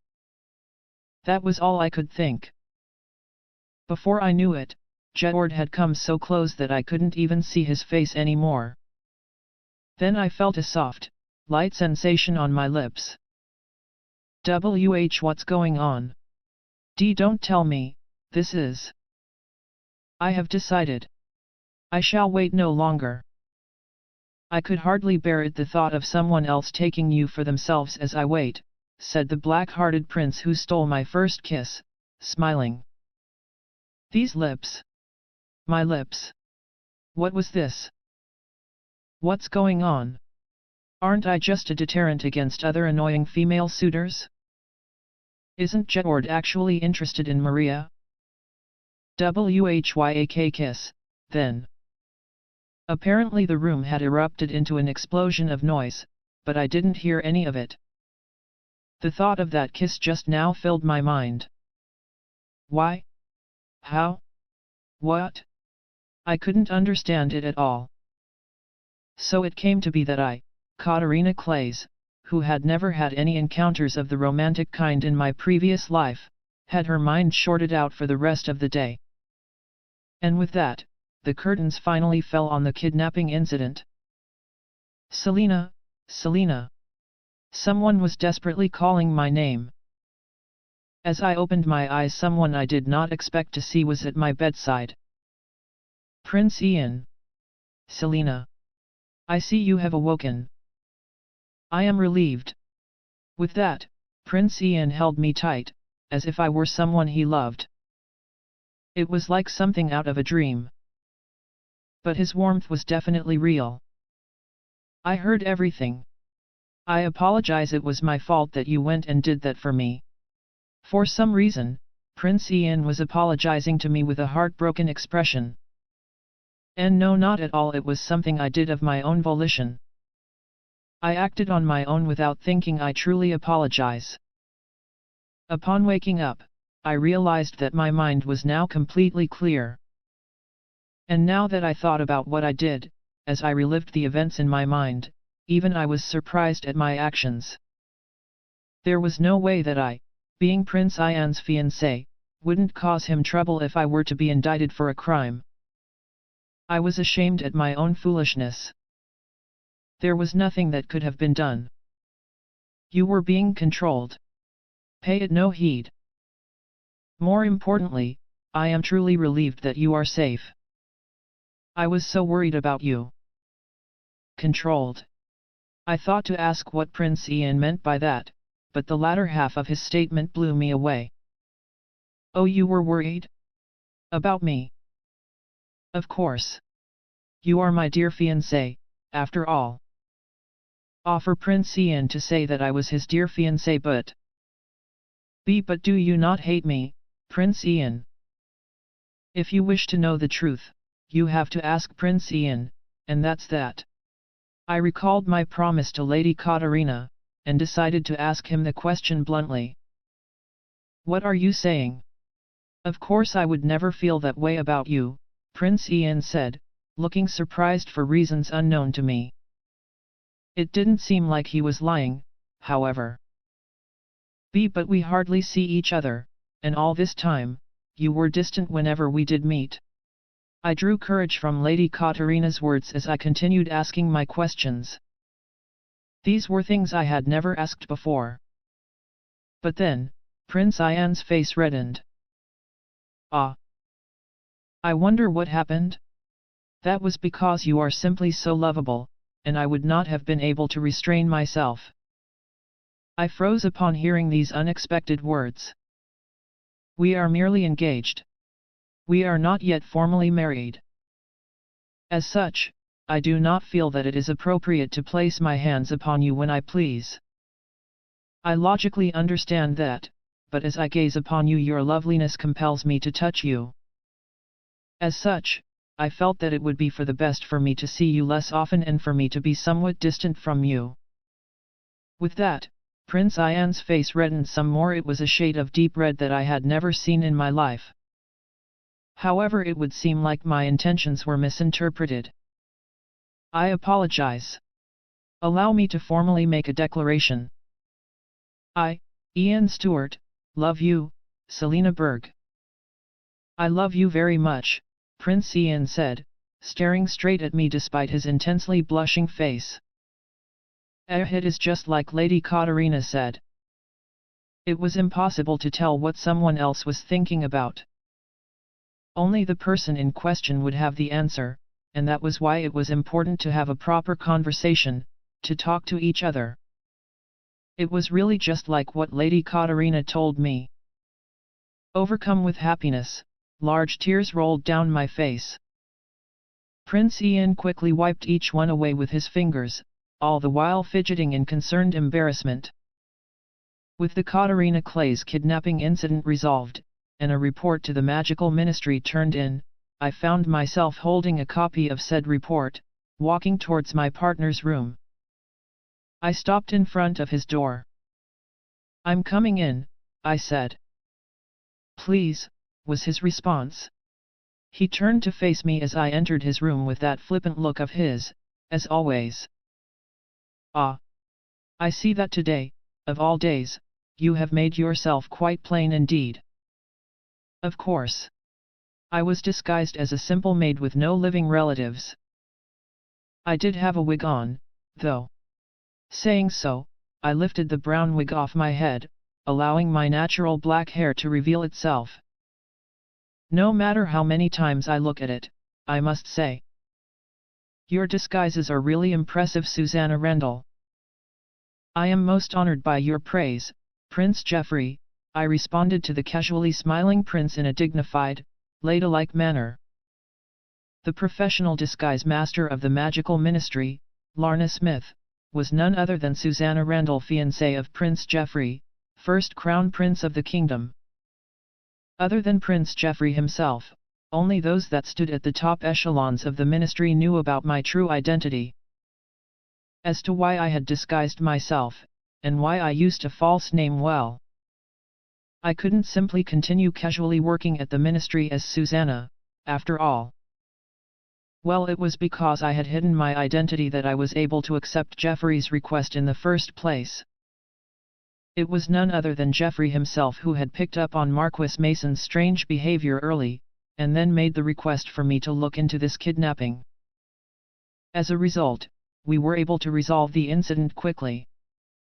The man known as Jeffrey Stewart was, despite his appearance, very capable at his work. If anything, his flippant behavior was a front that allowed him to move quietly behind the scenes. In fact, David Mason was one of Jeffrey's supporters to begin with.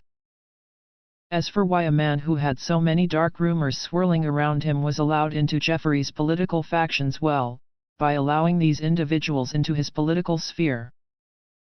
Jeffrey hoped to dig up the dirt on these people, and once the evidence was on hand, they could be summarily destroyed. Jeffrey had purposely taken in people like Mason so as to prevent them from infiltrating Ian's camp. As a result, there were many questionable individuals in Jeffrey's sphere of influence. Even so, he hardly minded, and was in fact satisfied with this arrangement. Yes, Jeffrey Stewart had never really cared for the crown. He had but one wish. As soon as I finished delivering my report on the incident at hand. Even so, though. Someone like Mason scurrying around in the dark, and then going after Ian and Jedward, unforgivable. I suppose we will really have to utterly, completely, crush him, then, Jeffrey said, a dark smile coming over his features. Just looking at his expression was enough to tell me that Mason was done. If he had just stuck to the small-time crimes that were his specialty, then perhaps he would have been penalized accordingly. But to lay his hands on Jeffrey's brothers, of all things, surely, an unimaginable punishment awaited this man. Ah, but I'm glad that it all ended without event.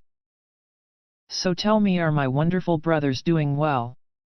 Prince Jeffrey asked, the previously dark smile on his face now replaced with a pleasant one. Yes. Well indeed. Good to know. With that, Jeffrey jumped out of his chair, ran towards the wall, and drew back the curtains that hung there. My brothers are truly, truly wonderful. Jeffrey approached the now exposed wall, and hung on it were the portraits of the other three princes. This part of his room, which was usually concealed by curtains, displayed these portraits proudly. Indeed, with this it was easy to see that the true nature of this man was that of an abnormal pervert, one that loved his brothers dearly and intensely. Only a few people knew of this side of him, and Susanna was one of them. To cover this up, he participated in the struggle for the crown against Ian Allan Act, of course. In this charade of a struggle, he would absorb criminals and ne'er-do-wells into his own faction, secretly ensuring that no ill elements wandered into Ian's faction. He was also constantly on the alert, ensuring that no strange individuals approached his younger twin brothers.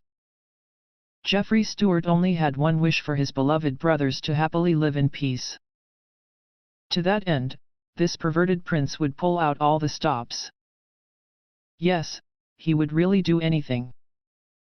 When I had first met him as his fiancé, I said the following to him: I am not interested in anything but the research of magic. I have no interest in being your queen. And that was my greeting. Jeffrey, however, had something of his own to say. I am not interested in anything but my brothers. I have no intent to actually claim the throne, either. Ah! It was a good memory, now that I thought about it. It had been 10 or so years since that first meeting, and for some reason, I got along with this pervert here swimmingly. I lived my life in service to the ministry, and him in service to his brothers. We both continued our passion of arresting criminals in the kingdom, and those were our days. I had this pervert to thank, somewhat, for allowing me to quickly dodge the annoyances of marriage and the like, and do whatever I wanted at the ministry. Jeffrey continued staring at the portraits. Those eyes! Just like mine! Again and again he mouthed off these incomprehensible statements, lost in his own world. A true pervert indeed. I supposed he would not be coming back to reality anytime soon, and so I helped myself to some tea in the room that had been prepared beforehand. As expected of tea meant for the lips of royals. Delicious. Anyway, this Katarina Clays was a really interesting girl, even though I was never one to develop this kind of interest in people. It all started back when the two younger twin princes had their birthday party. I had become weary of all the forced interactions, and had been resting in a corner when she started eating at an alarming speed. Next, she started gulping down a cup of wine, quickly got drunk, and then turned the cup upside down in her confusion. I hadn't expected to see something like this at a party held within the castle walls. I was surprised, and that was when I developed an interest in this girl. As I continued looking into her, I heard more and more interesting things. Although I had only met her once, I was already intrigued by her. We did meet at the school festival once more, but she hardly said anything to me. Imagine how lonely that was. But by a sheer stroke of luck, Katarina appeared in my infiltration mission, and I was able to speak with her to my heart's content. Now that I had gotten the chance to actually speak to Katarina for an extended period of time, I quickly realized that she was infinitely more interesting and wonderful than I thought. I simply must have Katarina Clays join the ministry, and be within reach. As I continued indulging in my thoughts, I couldn't help but notice that my expression began to resemble Jeffrey's as he continued staring at the portraits on the wall. Now that everything was safely resolved, I returned to the academy's dormitory. But after all that happened, I felt like I'd had some kind of strange dream. My memories of what had happened towards the end of everything were muddled, and I only heard about it from Keith later. I suppose it was simply because I didn't sleep well due to the kidnapping, and that was why I had a dream like that. Yes. That had to be it. Though actually, it would be more likely that the problem was me sleeping too much. Maybe. In any case, everything was wrapped up in the end. From what I had heard, the mastermind was a marquis by the name of David Mason. He had done it so that Prince Geoffrey could take over the throne, but the prince himself seemed oblivious to this. I suppose that great detective Katarina's deductions were somewhat off, but personally I was glad that the brothers didn't fight amongst themselves. Also Rufus, who had obtained the powers of dark magic at Mason's orders, was now being confined at the magical ministry. From what I heard, Rufus spilled the beans on Mason's operations, plans, and misdeeds, and was claiming that he was forced into it all the while shedding plenty of tears. Rufus' case was helped by the fact that he came from unfortunate circumstances. In the end, he would not be charged for any of these crimes, and would instead remain in the protective custody of the ministry, much like Raphael. Honestly, I didn't feel that Rufus was all that unfortunate, and he wasn't crying intensely when I was speaking to him. I guess he did well hiding his true feelings. Keith, however, strongly disagreed. He should be charged with much heavier crimes. Although the two hadn't met for very long at all, Keith seemed to perceive Rufus as an enemy of some kind. I wonder why? But the most surprising thing that greeted me when I returned to the academy was the fact that I had been awarded a Merit Award of Excellence. The Merit Award was a recognition that was handed out to several students at the end of the school festival for outstanding creations, productions, displays of ability and the like. One of these awards was given to me for my role in the student council's play. Apparently my performance had been intense and intimidating, and everyone had loved it. On another note, Maria's handmade snacks were very popular too, and she was also chosen to receive some sort of award. As expected of Maria. These were honorary awards, so they didn't have any kind of prize or anything. But even so, being chosen for an award like that was a truly honorable thing in the academy. Maria was one thing, but for me to be chosen too? It was a really satisfying achievement. Though in the end, I guess that meant I'd always be the childhood friend archetype villainess no matter what I did. I planned to present the award to my parents when I went home to the manor during my next school break. Although my father was busy with his work and my parents hadn't been able to come to the school festival, I was sure they'd be happy to see it. After all this, my life at the Academy of Magic went back to normal, although still with some surprises here and there. Keith had recently become a lot more protective of me. He would follow me everywhere I went. Well, actually Keith wasn't the only one. All my other friends were like that too, to the point where I started wondering if the council work was being done at all. Of course, I understood that my friends would be worried since I'd been kidnapped and all that. But even so, they were going above and beyond. Even I needed some time to myself. So that evening, I silently sneaked out of the dorms and headed in the direction of the fields. When I got there, I saw someone who, unlike my other friends, had hardly shown himself since the kidnapping. Prince Jedward. Ah! Katarina. Together again at last. Jedward approached me with a pleasant smile, but I found myself nervous at the sight of him alone. This was because of the strange dream I'd had after the kidnapping. In that dream, for some reason I was kissing Jedward, of all people. Why would I have a dream like that? Was it because I hadn't had any romance in my life, and was feeling pent up? That's so embarrassing. I had hardly seen Jedward since then and had almost forgotten about it, but now that he was standing in front of me, I couldn't help but remember it and feel nervous. Jedward had no idea what I was thinking, of course, and he soon enveloped me in his arms. That was fine, I guess. Though now that I thought about it, his displays of friendliness were pretty intense. Is it because he's a prince? Ah, this is why I keep feeling so pent up, and why I had a dream like that. Ugh, I see.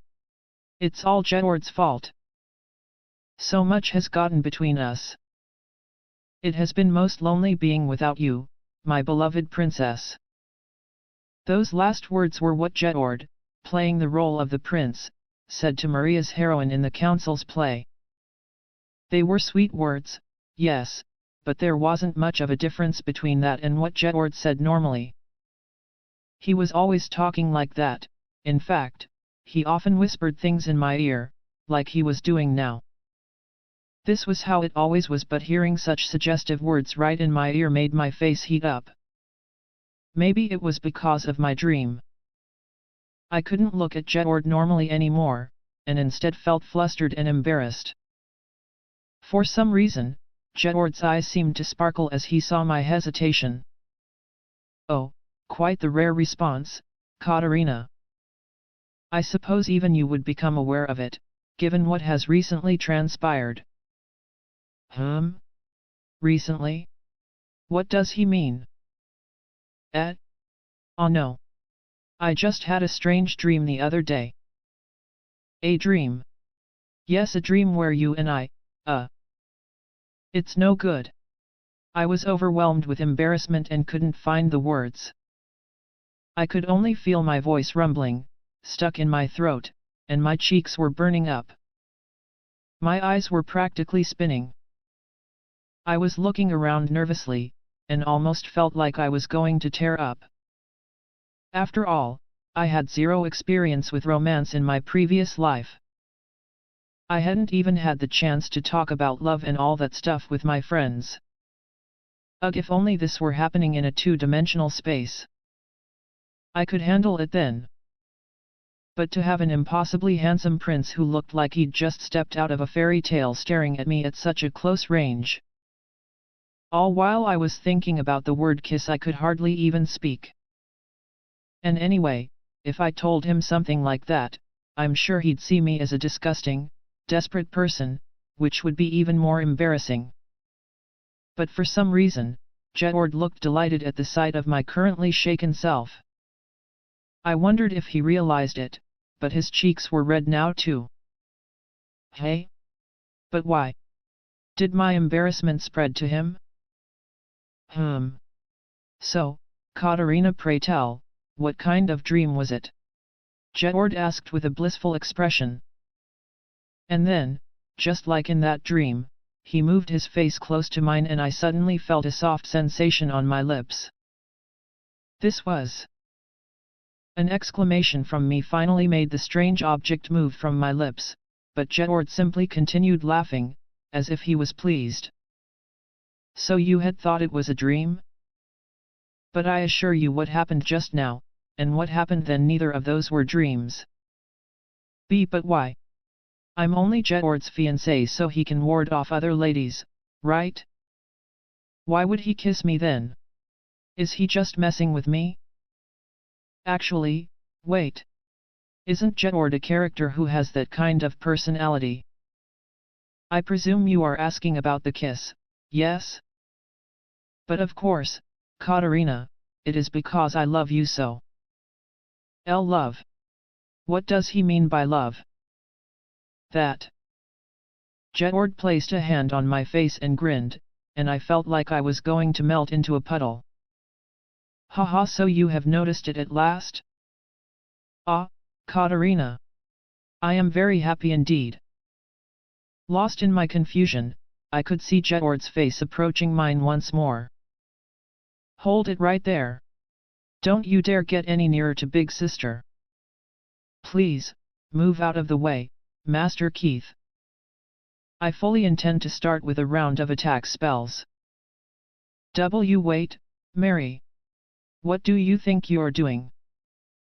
Oh no, Lady Mary, do allow me. Lady S. Sophia, please calm down. It would be very dangerous to send anything of the sort flying in their direction at the very least. Please make sure the injuries are of a degree that I could heal. Before I knew it, everyone had showed up. I was snatched away from Jedward and pushed behind them all, and after that, it seemed like the chaos wasn't going to end anytime soon. Everyone was speaking at once. It was a cacophony of voices, but not a single word entered my ears.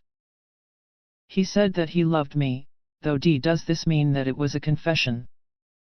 And this wasn't even my first kiss but my second? I had been proposed to despite having no brushes with romance in my previous and current life? Kissed, too?